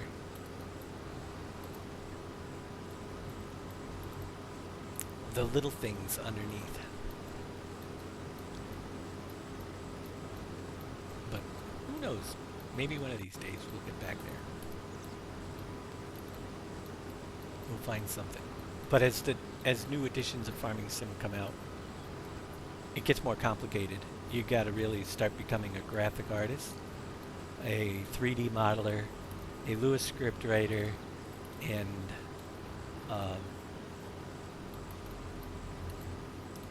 yeah, and other skills, just to pull off a project, or have a big group of people that help you do it.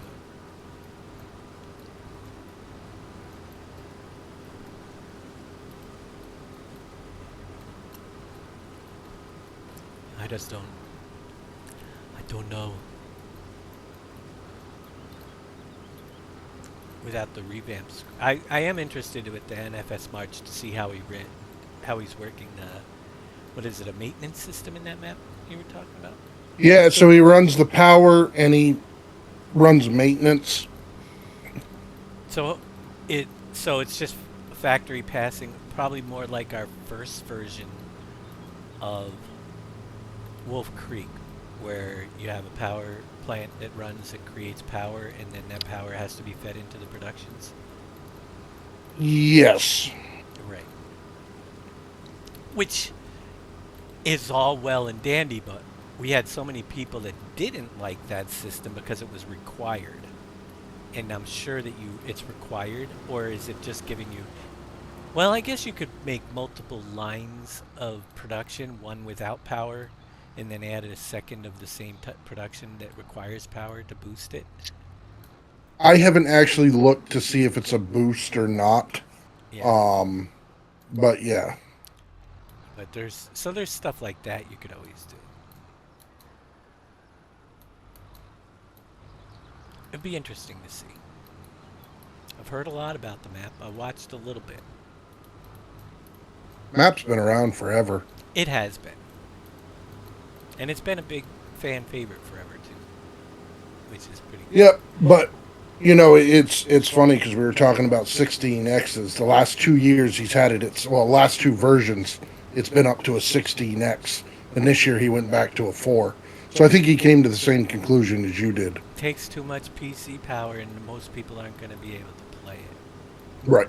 Yeah, your average person's not going to be able to play And it. the time to create a 16x. It's not worth it. I don't think there's going to, unless the person who, I know UConn's working on a 16x map, right? They're working on a 16. I don't know much about it, but there probably ain't going to be a lot of people that can play it. My computer crashes when I try to play mine now.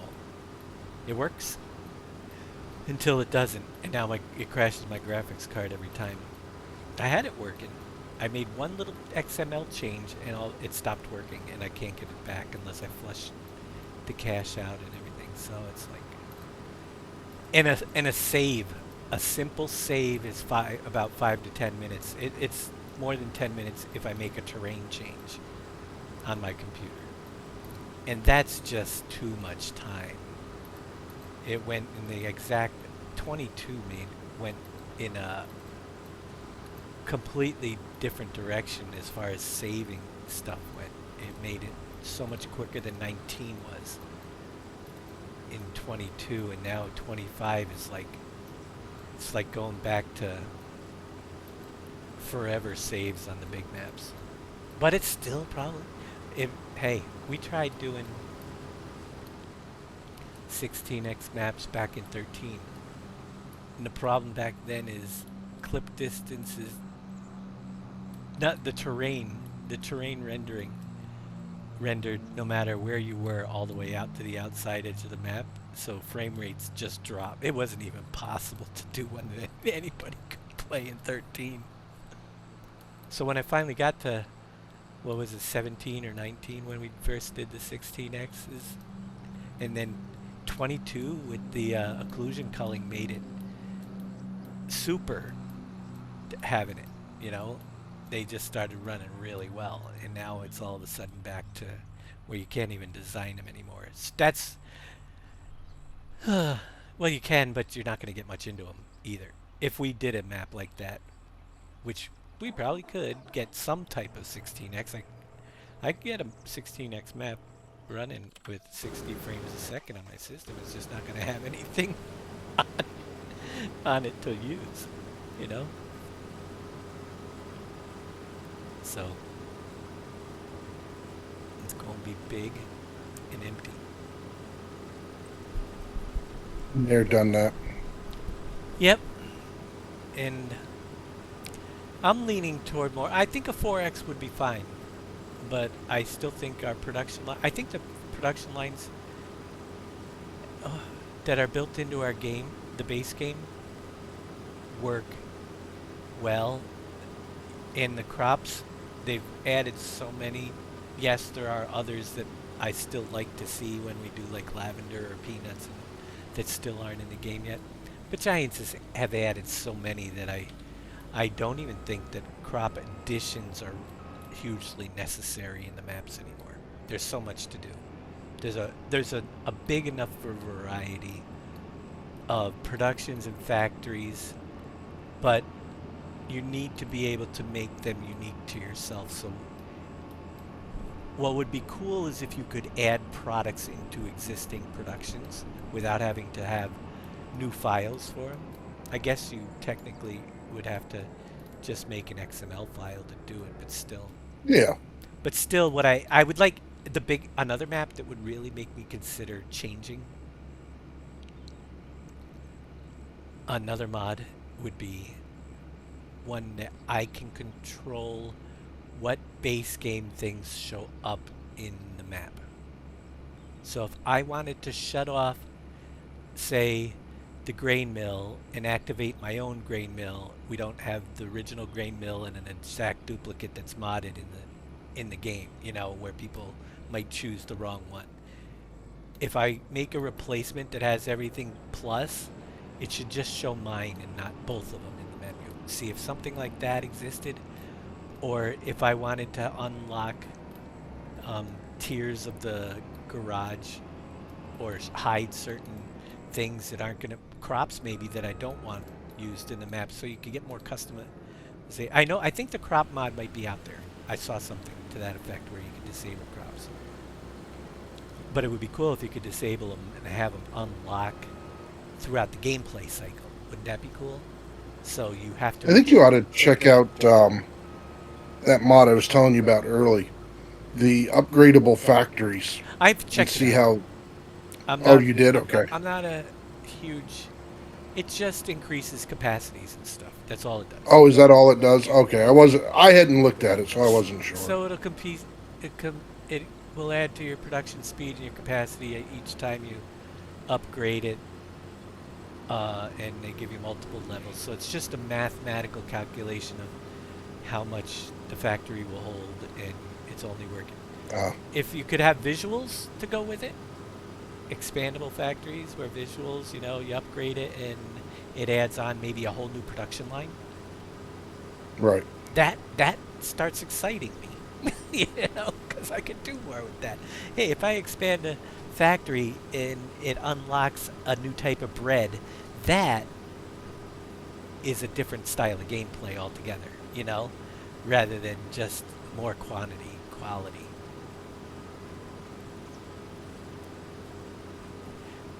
Yeah.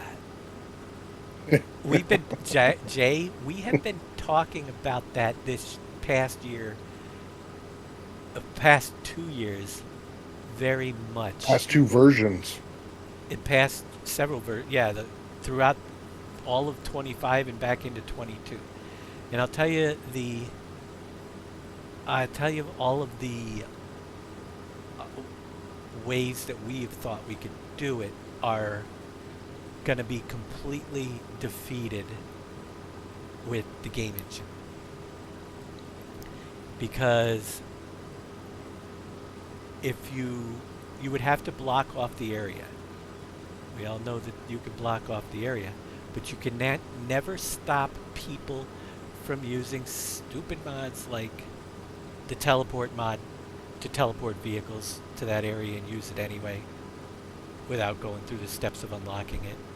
You can't stop people from, so to me, and that's what everybody's going to do. So unless it's for your own personal enjoyment and you're not going to break the system, yeah, it could be done. But there's so many, it's almost impossible to stop people from being able to, which is the real goal, isn't it? To say you don't have access to this area until you get such and such done. Can't you do that with the collectible? Do what? Unlock areas of map. I don't think so. I'm trying to think of how to do it with the collectible system. And thank you for the follow, Patabrand. That's code. I don't know if I said that right. I've only seen where you could do, like a cash value or something. You can pick up a collectible and have it remove things from the map and move walls and do all sorts of that stuff. But what it will never do is be able to block people from getting into that part of the map, because they can always jump over there and teleport themselves through walls with the way the system is designed. If you put a factory down there that you don't want them to have access to later, they're going to click on visit factory and they're going to be there anyway. There's just too many things. There's a way around the teleport. Oh yeah, we've had that idea, Jay. That's why I'm discussing it, because if I could think it out or you could think it out, we could share the idea and make it happen. There's a way around the teleport? There is a way around the teleport, but unfortunately you'd have to build in the no more tabbing to vehicles script, which is another thing. Wouldn't it be great to be able to unlock something and it unlocks new equipment? Remember back in the original PV Rivers map, we had it so farm equipment that we put out in the fields didn't show up. It showed up as broken, and it didn't even show up on the map until you found it.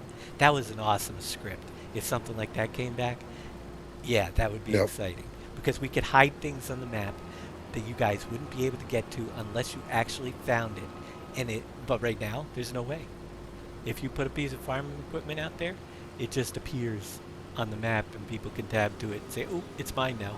You know, it's just, we're missing so many of those little systems in the past that made really cool things work. Yeah, there's mods that will do no teleport. But that's the thing. I don't want to be able to shut off a feature to make something work, because the people that rely on the feature of either no teleport or tab to vehicles are now... I want a system that that just goes through, and it would be much easier to flag a building that we put in as no teleport until bought. See, if Giants could just add like a little script like that you couldn't teleport until you bought it. If there was a script that did that, then it's worth, you know, it's a little bit of the game changer. Because people would have to be able to they would have to buy the building. And then you could there's other ways. We've been discussing ways. And I'm not saying it can't be done, Jay, but right now it would be a challenge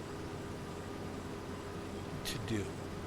We had one theory that hasn't been fully tested. It's been talked about between myself and Green Thumb and NBC, but I don't know if it would ever work, because we all think of the little roadblocks that are going to mess it up. Little of Lua knows and you can do it. Yeah, I've tried Lua so many times. I know how to edit some Lua scripts, and I've done a lot of that in the past, but writing them to do like the one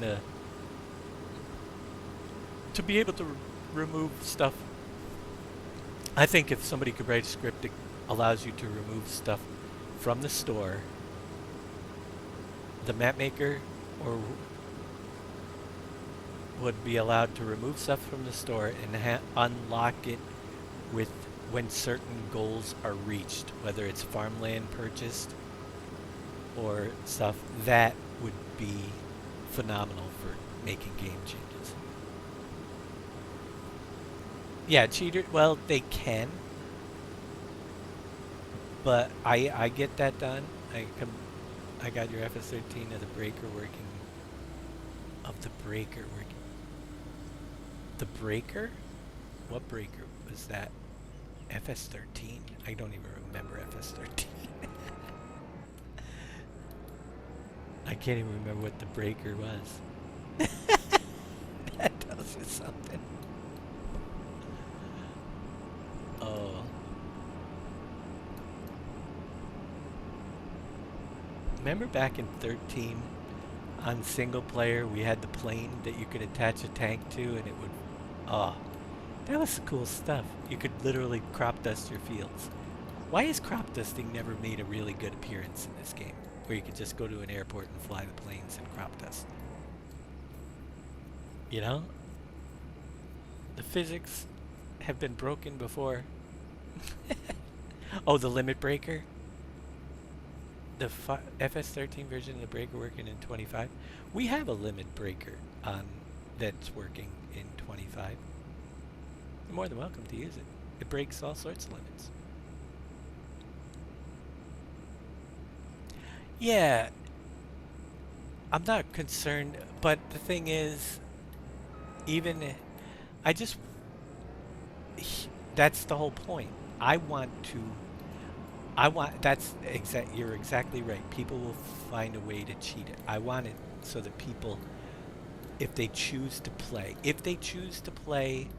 the way that the map is played, it can't be cheated unless they go through.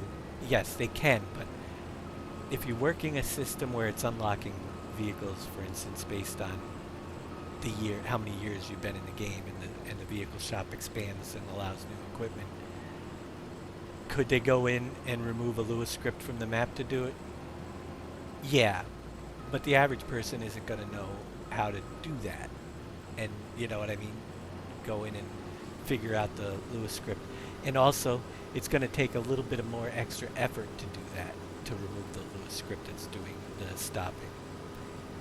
And if you have something like that, you can build upon it and make it so that certain tasks have to be completed in the map to unlock. You know, you can always cheat things, but if you can intertwine enough things together, it makes it more worth it to just play it the way it is than to try to cheat the system. That's the way I look at it. Yeah, there's some I think we had our limit breaker out there like 2 days after the game came out. A few days after the game came out, because it's pretty standard stuff. That's just copied over from the previous year most of the time. There is a problem with our limit breaker though. If you have the tree limit breaking, since Giants did an update, it won't allow it to work on multiplayer save games. So you'd have to disable the tree part in the script. That being said, other than that, it works great still. And the tree part isn't necessary anymore, and I kind of, you know, I haven't been doing anything on the map lately, but even when mentioned to me, it's like, yeah, I bet you it's the tree part. I thought I had Billy check the tree part, because... You told him about it. I don't know if he ever checked it. I know I told him about it recently, but way back when he was having the original problem, I said, remove the tree section, because I think that's what's causing the problem, because I've looked in the update, and in the base game XML, you can already set the maximum number of trees now, so you don't need it in the tree break limit. It's in like either the mod description or the map XML file. It's written in now a limit for the number of trees that can be on the map, so it's not needed in the limit breaker anymore. You can just up the number. And I think that's what's causing the conflict. Map XML now, yeah. So having it in the limit breaker is not even necessary, and because it's in ours, it could be just stripped out. And if it's a problem with people adding trees, he could just up the number in the map XML, and voila, problem solved. You know.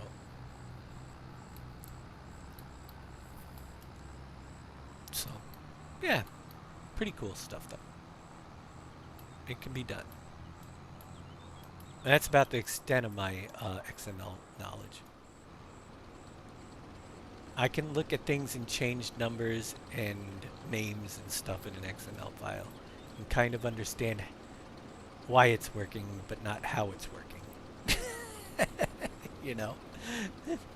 So, I've been able to do some things. I did make, and I did this with an already working of a mod that I knew already existed, but I wanted to try to use AI to create a simple Lewis script mod that didn't involve much, that to see if it could figure it out, just to see if I could create anything Lua-wise based in with AI, ChatGPT specifically, that would work in farming simulators. So I chose something very easy, and that was which already existed, but it was an on-screen clock that displayed the real time, which I know it's out there, so you can have a little extra timer in your system that displays the actual real-time clock mod, I think it's called actually. But I wanted to see if I could do it from scratch using AI. And it worked. I got it to work, and not only that, but I got it so where I got the script so I could change the position where it would display. You know, once I had the base clock working in game, I could move it around. I could have 12 or 24-hour format. I started adding extra features to the little clock once I got it to display correctly. It was a fight to get it to display correctly with the Lua. I kept telling, and it was literally just telling it what errors I was giving, and then it would try something else. But the biggest problem AI has with programming, and realized this because I've worked now with AI for Visual Studio. I've worked with it with Lua. I've worked with it with some app builder programs for building apps online. And now I'm using other one for doing like my mod review show here, which you'll see very soon. We're going to be jumping over to that form and filling out some of it. The biggest problem that I've had with all the previous ones was versions. It goes out on the web and searches for info, but even with FarmSim, it can find info to write a Lua script, and it might find it in a posted 2013 script and try to use it in a 2025. Same thing happened with Visual Studio code that I was getting. It would pull it from every programming language. It gets so many updates, the code changes, things change how they work. I don't know where I'm going. And then it gets confused when it tries to write the programs. Simple as that. Now, if anybody's really you're in the creative programming type and you got an idea in your head, I will jump into the last part of the show and we'll show you a couple things. There's new ones out there that are specifically for programming, and they got great detection and stuff. And that is what I use to create the new website and the whole review software that we're going to check out right here pretty soon. And I also used it to create my music software, which is full featured. And this is a good time in this show. MapXML now, yeah. We got an ad that's about to start. We'll wait until that ad comes back, and then we'll jump into the review form and check some of that out. We'll pick up farming either when we're done filling out what we can in the review form, and I'll let you guys start reviewing tonight if you think you've seen enough. I'm going to test some extra things just to see it. We're going to plant some alfalfa tomorrow. We're probably not going to harvest much anymore. We'll test some of the in-game productions. We really don't have to do too much testing, but if there's anything else new, I want to see the water and the drainage ditches and all this fun stuff. So we'll do a little bit of that tomorrow, and then maybe farm a little bit more if we have the time. But that's here. We'll let that go. Could you change the currency, or could you change the currency that the stuff is bought with in the game? It's changeable based on what language you choose. I don't know if it allows in the game already. What would you want to change? What do you mean by change? What type of... So instead of using like money to unlock stuff, you have to create, like, let's say you deliver 10,000 liters of wheat, and that would give you a currency which then could be used to unlock different parts of the map to include field. No, not unless you see what I'm saying? Not without an additional Lua script. I mean, talented Lua script writer could do it. You know, that's the type of things you need somebody like a Braven or somebody that knows. And do you know why I think I've looked at some old scripts to see what's going to be required, because there's Giants has tools that you can check last year's to see what's changed between then and now. And let me tell you, they changed so many systems in those big scripts, how the base part of it works, that it's like start over for most things. Same way, I think that's why Thunder doesn't want to do Rocky Fields, because from 19 to 22, I ran it through the test script, and literally every single line of code has to be rewritten and done this way and done that way, and it's using this now instead of that. And it's like, well, you might as well start from scratch. It's some crazy stuff. Ads coming. We'll be back soon.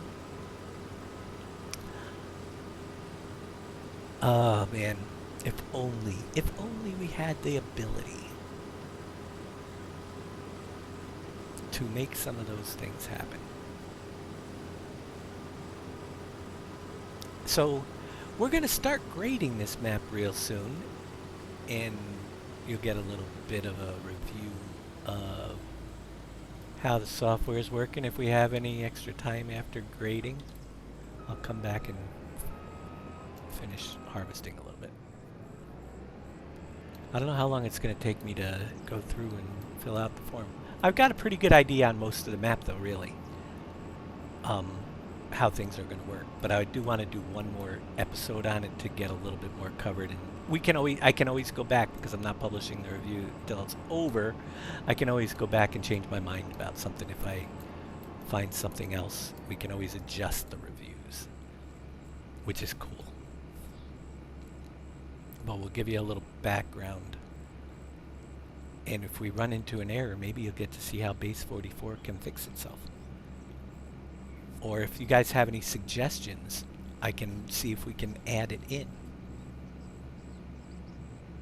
But if base 44, if you've ever wanted to experiment, if you have ID in your head and want it to come out, it's going to be work. It's going to cost some money. It's not going to get it right the first time, but they're troubleshooting through errors. Sometimes it takes 10 times for me to get it to finally figure it out. I just keep telling it, it's still not working, it's still not working, it's still not working. And it keeps going back and trying things, and eventually it gets to work. Sometimes it even throws error checking code into my program and tells me to let me know what error is popping up. You know, when an error gets thrown, it pops up a window and gives me the error.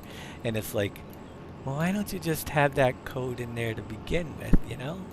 It'd make life a lot easier. But the reason why is because I'm testing it live, but it's reading the version that is not live, so I can't test the live version. There's a little bit of changes in the code from when a published live program versus the offline version, where it isn't. It's the same way with communicating with real people, having real people submit scores, how that's working. It doesn't really know because it's simulated until we actually have real people start submitting stuff. Alright, back from ads. I'll let this guy run. We're going to jump over here. I'm going to pause because it's getting dark. We're going to probably go to the next day tomorrow. We don't need Google Earth, so let's jump over to the Map Review Hub. This is my homepage for Map Review Hub. And there's the test map, which you guys, let's see, do we get any?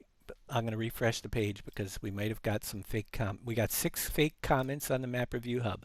So when you guys submit scores and stuff, you can, on Invisible County, which is the fake one, we got a score of 102, 92, 0, and a 15, a 105. Everybody was, a lot of people tested it out. So what I can, not many comments, but we'll approve some scores on the fake one. I just click approve. That has a good score. This one, they didn't even put a score in. So I am going to not approve that. Why isn't it? That's interesting. It's not showing me a delete button on that one. So it's, that's one of the things I'll make an adjustment. It's not allowing me to delete scores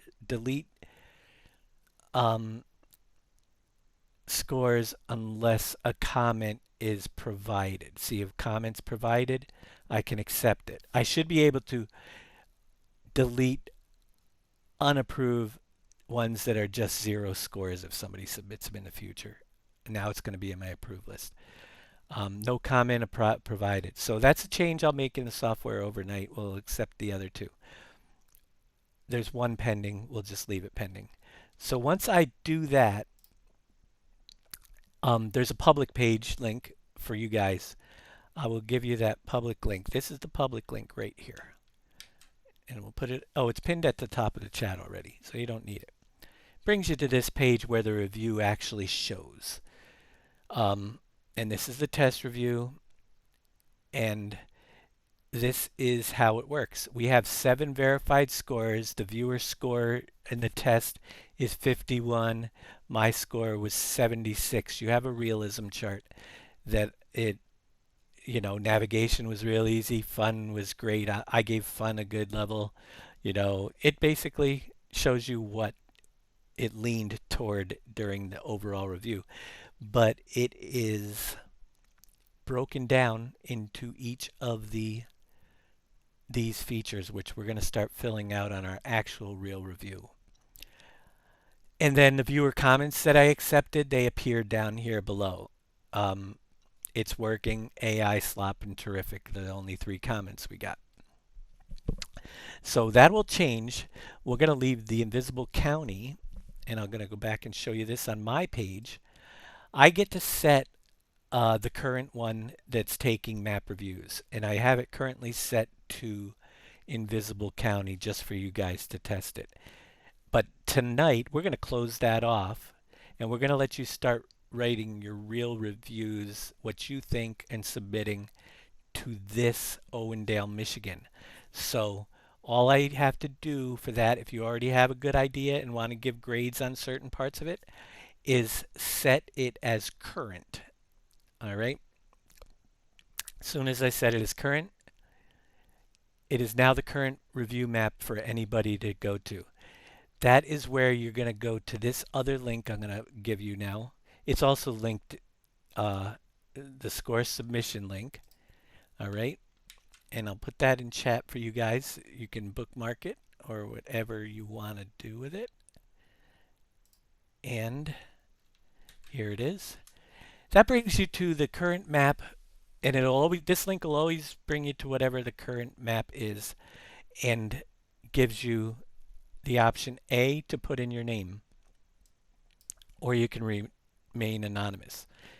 I review things so people can't put bad words or just submit things without scores. They're going to end up being deleted. If there's no scores, they're going to be removed. If your name isn't there, but somebody took out time to do a reasonable review, then we'll let it go through.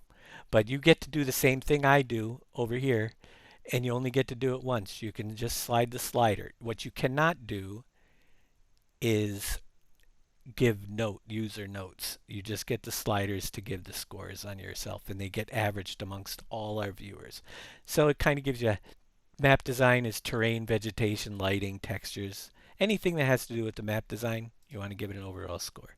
Gives you a little bit of a brief thing for each of those. And then you can put a comment. Once you hit the submit score, you are done for that map.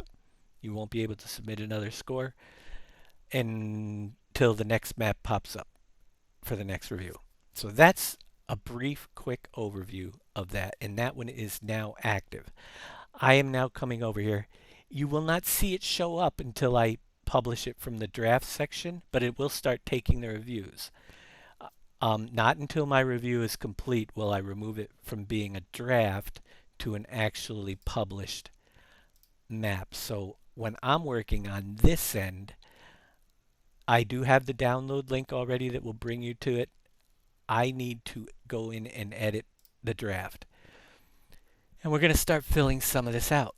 The recommendation on my end is auto-calculated at the end after I do my scores. 95 is must play, 85 to 94 highly recommended, 70 to 84 recommended, 55 to 69 average, 40 to 54 below average, less than 40 not recommended. Just baseline whatever my score ends up being. As I go down this form, we'll fill in a little bit more of the information that I get to do. I'll do the review summary at the end of the show. I'm not going to work on that tonight. I put the image in. I put if it's based on a real location. I can, if not, if it is, it lets me put in what that real location is on the review card. I put in a review summary. I have the download link where it can be found. I put that in already. Hours played I'll do right before submitting the final review after tomorrow's show. Then actually I'm going to probably change that to hours reviewed because I might not have actually played it but we were in the game looking at it for that amount of time. So I'm going to come down here. Map design. Terrain, vegetation, lighting, text, environmental storytelling. Baseline. This is going to be tough, but I'm going to put in a score of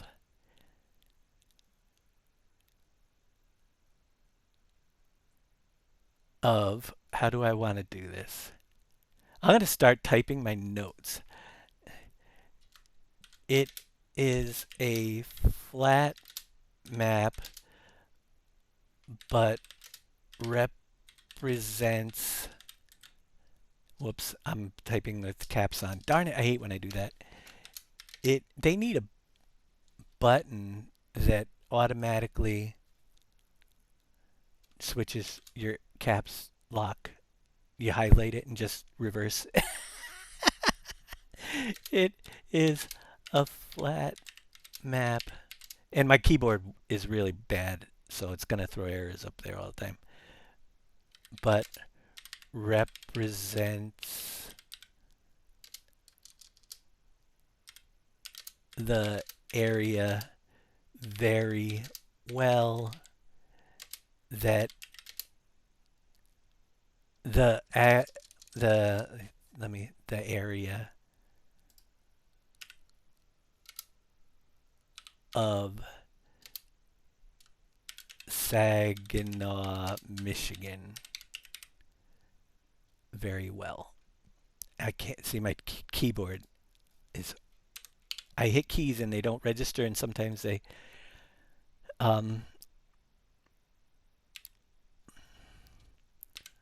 I wish it had a better border design around the outside edge.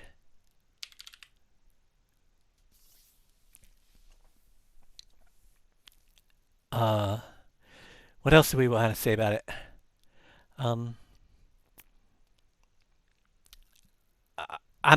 The map is not bad. The design and layout is what it's supposed to be. So I'm going to give it a 10, I think, on that. That's my comment for that area right now. We'll give that a solid 10. I can't go, I would like to see some more stuff. You got room to, farm layout and expand. Start farm, expansion options, playstyle freedom. I will have to say, farm layout. Start farm is done very well with plenty of room and great building layout. Now I got to go back and check my spelling. I think we got it.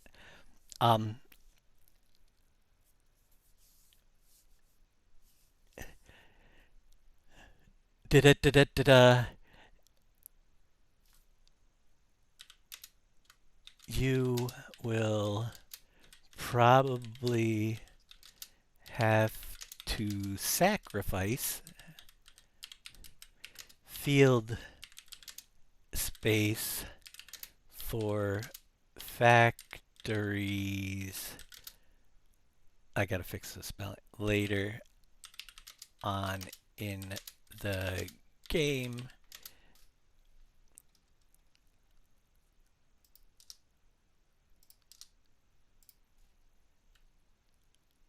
There, that'll be good. Simple. But again, we're going to give it a decent score. I'm going to give it like a 10. Field design, gameplay flow. Field variety, shapes, accessibility, worker friendliness. Not full. I'm going to put it in. I'm going to give everything around a 10 probably. It's a baseline map, so we'll see what it has here. There's nothing really super. It's square fields, which I'm good with square fields. I just submitted my review for this map because I have over 140. Awesome. Hey, we'll take them anytime. And they'll be published when the review. Map is mostly square fields, if that is your sort of thing. I don't know, it fits the area real well, so again, I don't feel like it has to take off. Worker friendliness, I don't think there's going to be any problem. Accessibility, it's really good. The field variety, I would have rather seen some smaller fields around the start. So again, it can't go all the way up to scale. And again, I'm going to start it at 10. So we need to see the video again, Dave. You want to see which video? Oh, you want to see the big video again? I will do that before once we're done with the review here. If we have to, we'll have time. Performance So I optimization. was right. What's that? That'll be the third time. Okay, because all right, no problem. I'm gonna give performance optimization. I have no performance problems whatsoever. We're going all the way. It's worth it. See, there's not much to the map, so it's gonna console friendliness. I can't really tell you. I'm gonna remove that from the little thing for me because I can't really tell you. I'm not gonna be testing any of these on a console. Custom productions, crops, interactive features, innovation.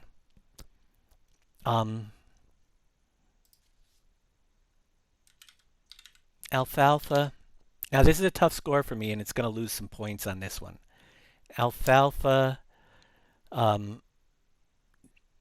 dried grain, and propane are the main ones.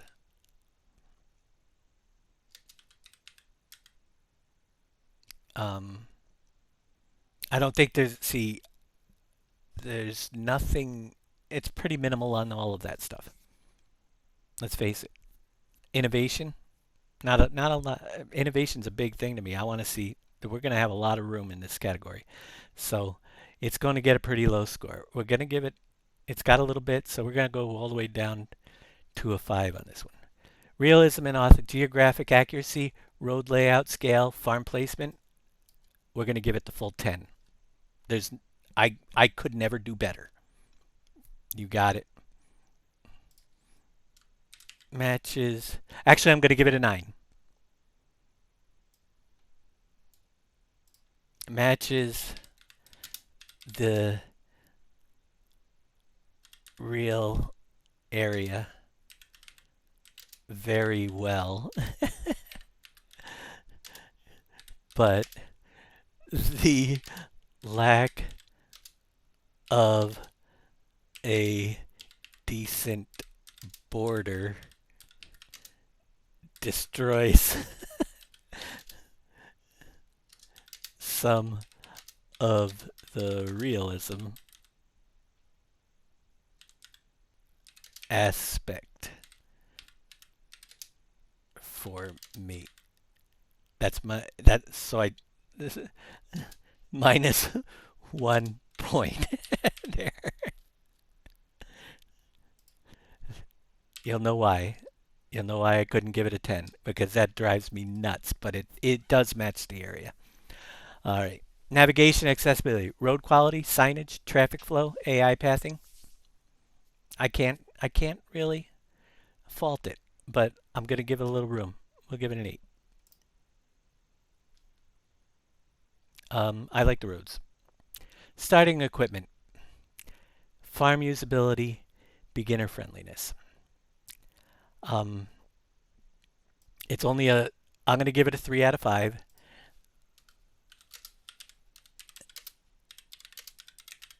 Starting equipment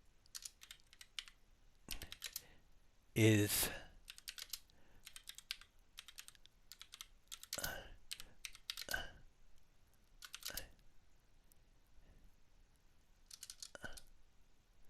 plentiful. I can't spell plentiful right. Plentiful, but this is my keyboard. I don't know. I'm gonna have to get a new one, I think, someday.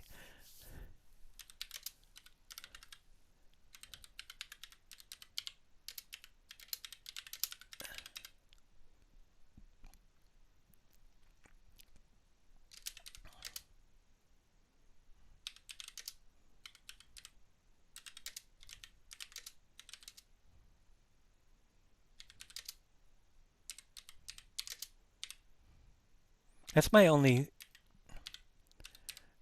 complaint about the starting. I don't like to see everybody starting out with 30 big tractors, too big. You know, what are you working for if you have it all already? But beginner friendliness is really good. So maybe I'll just take off 1 point for that. We got 5 things there. No, 3. We took off 1 point because beginner friendliness is great. If you're a beginner, then the extra starting equipment might be really good. Fun factor bonus. I think it will be a 4 out of 5. Let's see. We're going to save it as a draft.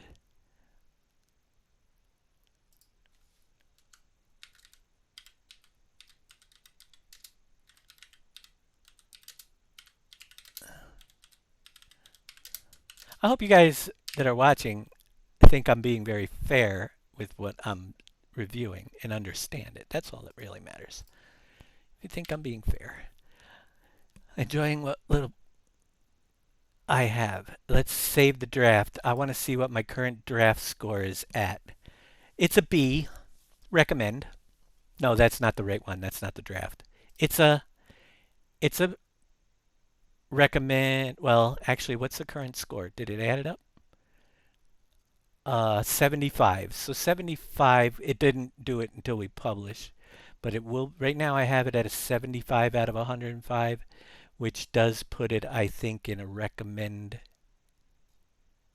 category automatically. Let me go back over.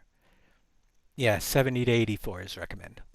55 to 69. It could change tomorrow as we get into further, but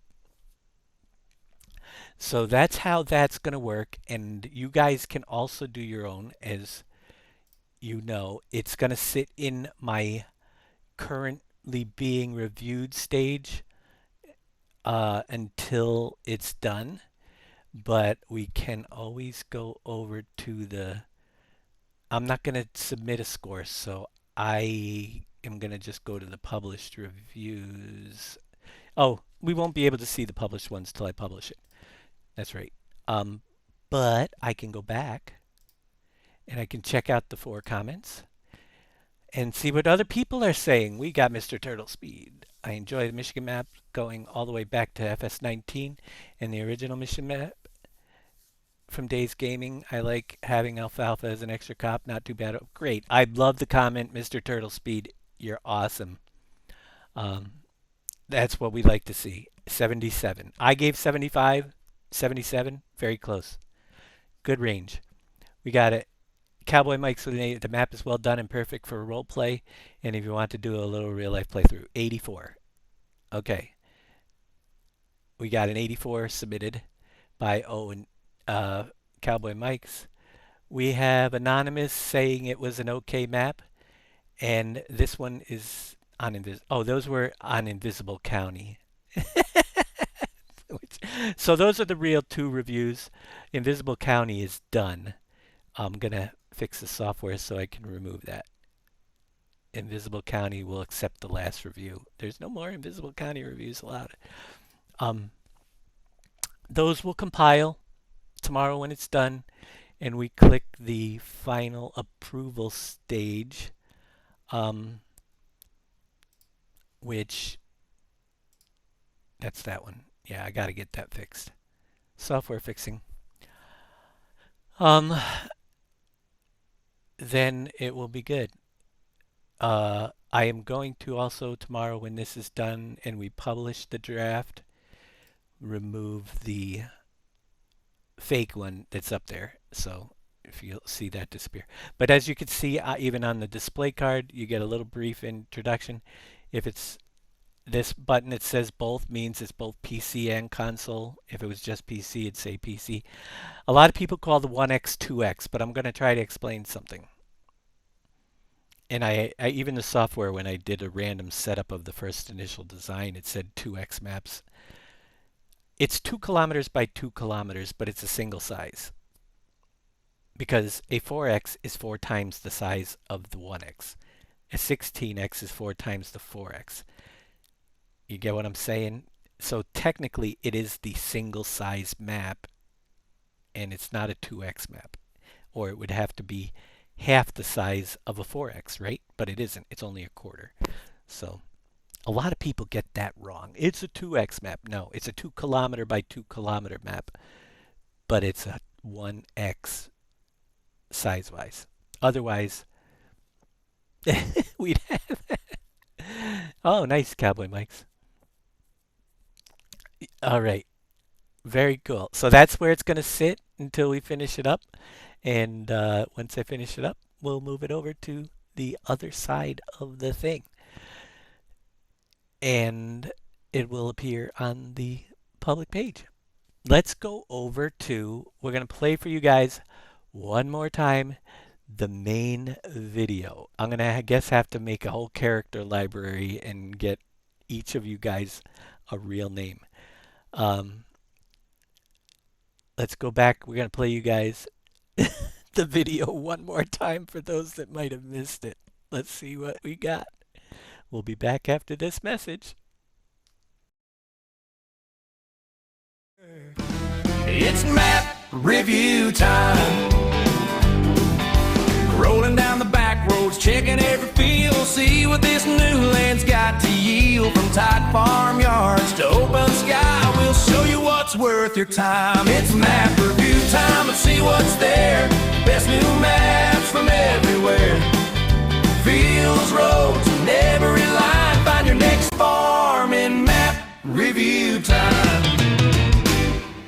We test the roads and every gate, load the grain and check the weight. Sell points, triggers day and night. Push this map till it's done right. It's map review time, let's see what's there. Best new maps from everywhere. Fields, roads, and every line. Find your next farm in map review time. Map review time, Farming Simulator 25. This one. Ooh, good one. My go. Cluck! I'll match it. Ooh, nice play, everyone. Hey, everyone. I have a joke. What do you call a pig who knows karate? Pork chops! Nothing beats a cold one after the pasture. You said it. This slop is top notch. It's woolly good. Cluck yeah! Hey, everyone. Why don't cows make good secret agents? I don't know. Because they always spill the beans. Time for a real stinker. Oh, no. Not again. I can't breathe. Works every time. Hey, everyone. What's a cow's favorite holiday?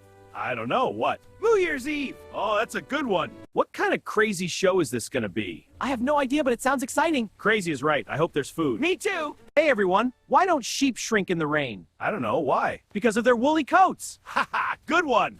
Are you having fun yet? Yes, this is so much fun. Absolutely. It's a blast. Hey, the best. Hey, everyone. Why did the cow cross the road? I don't know. Why? To get to the other side.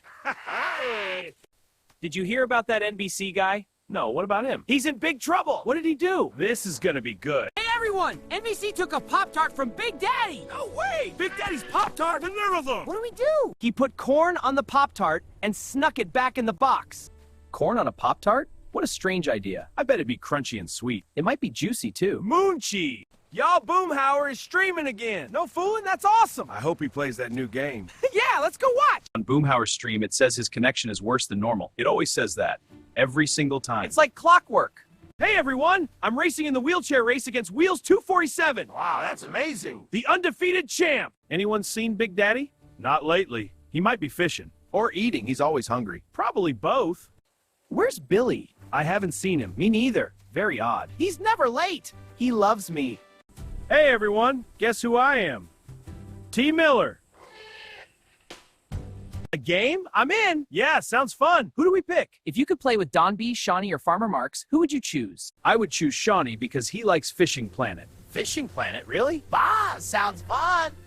I would choose Farmer Mark because he is old and slow, and I can probably beat him. Are you sure? Yeah, it's good.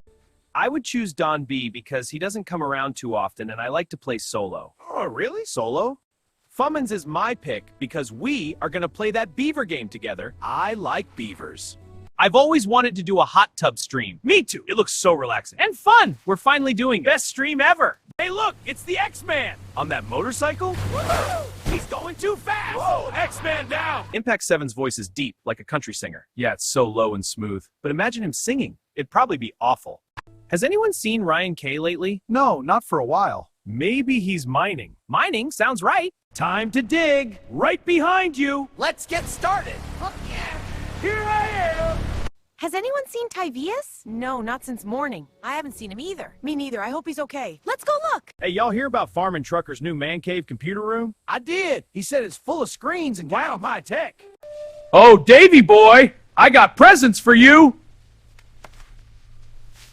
Hey, you all seen Green Thumb's farm models? Yeah, they're incredible. So Little Red Barn is my favorite. He has a real talent. Hey, did you hear about Evil Reyes? Yeah, he's always playing factory games. He really likes those. Fuck.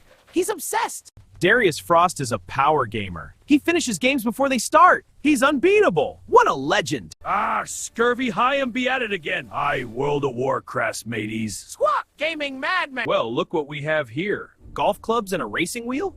In a casket. Looks like Casket Man was here. If Casket Man was here, then maybe Big Tigger was too.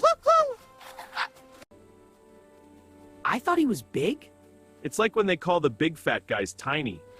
We are so lucky to have such great friends. Absolutely, the SGA community is the best. So many wonderful friends. The best! Look, geese. There's Hectate and Two Shot Tyler And Dead Soul and Amethyst Neon. Look! There goes Steve A70 and Aussie Kanga, TC and me. and Champ 3630. Is that Sim Game Matt? Yep. Has anyone seen KW for Life yet? No, not a hide nor hair. Me neither. Very strange. I haven't either. Were you looking for me? Oh, hi, KW. Well, it's getting late. Yeah, we should get the show started. I agree. It's time. Let's go then. Right. Dave's late again. He's always late. Where could he be? Probably overslept. Look! Here comes Dave! Dave is here! Yes, Dave! Let's get this show started. Fire up the tractor. It's map review time. Rolling down the back roads, checking every field, see what this new land's got to yield. From tight farmyards to open sky, we'll show you what's worth your time. It's map review time, and see what's there. Best new maps from everywhere. Fields, roads, and every line. Find your next farm in map review time. We test the roads and every gate. Load the grain and check the weight. Sell points, triggers day and night.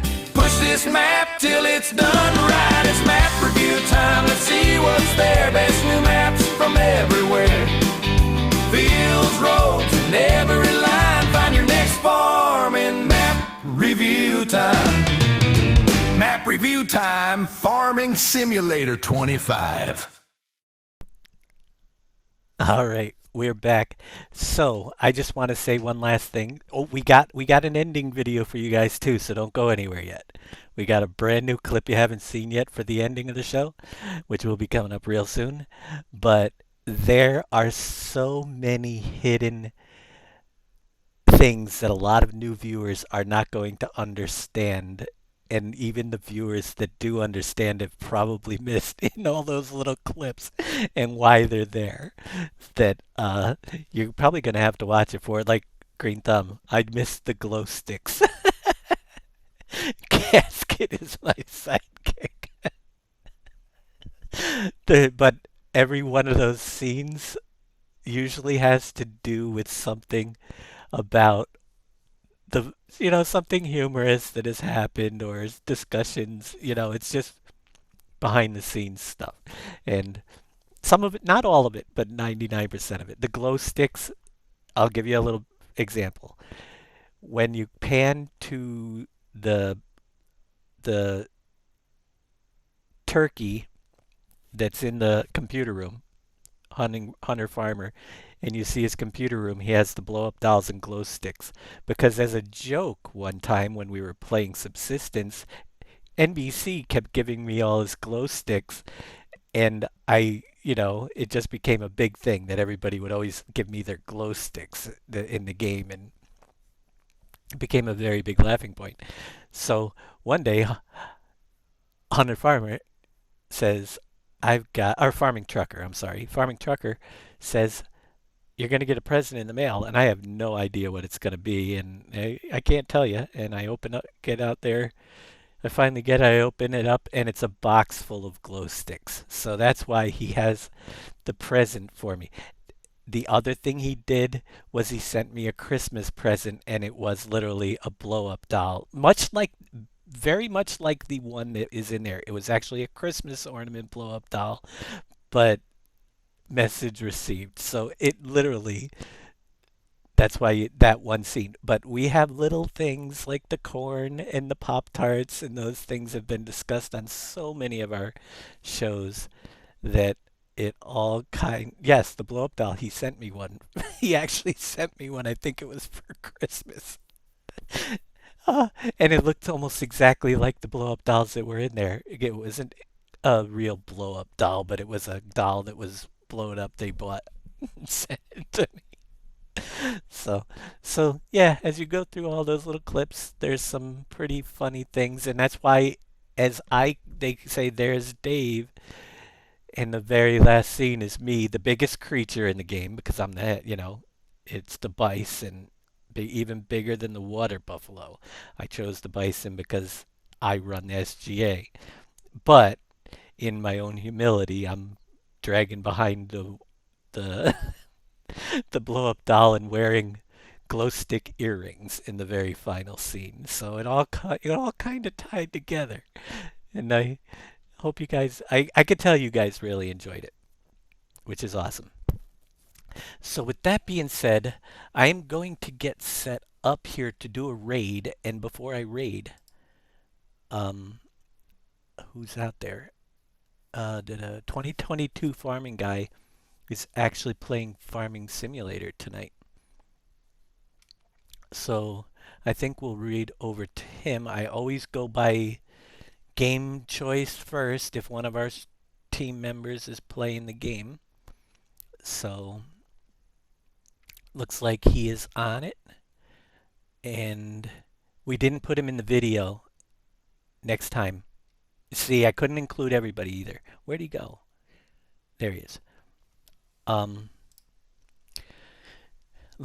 going to leave you off with the goodbye video, and then we'll head over to 2022 Farming Guy, and I'll have to make sure I get him into the next one. There are a lot of people I had to leave out, but even some of the SGA members. But we will get that. So thanks everybody for watching, and we'll be back tomorrow. And if I have enough credits, I might even make another couple videos. We shall see. Here we go with the new ending video for the night.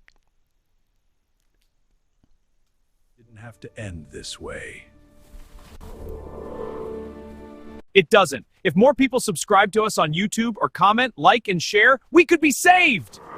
And if you have deep pockets, you can even donate to help Dave out, which will also help us out. Oh, really? How? Dave would be able to pay his bills and maybe even pay for better video software so we can be a part of his show. Yeah, the free stuff sucks! You can say that again. Yeah, the free stuff sucks! I didn't mean literally. Guys, let's try and sneak out of here. Dave is going to raid someone. Thanks for watching.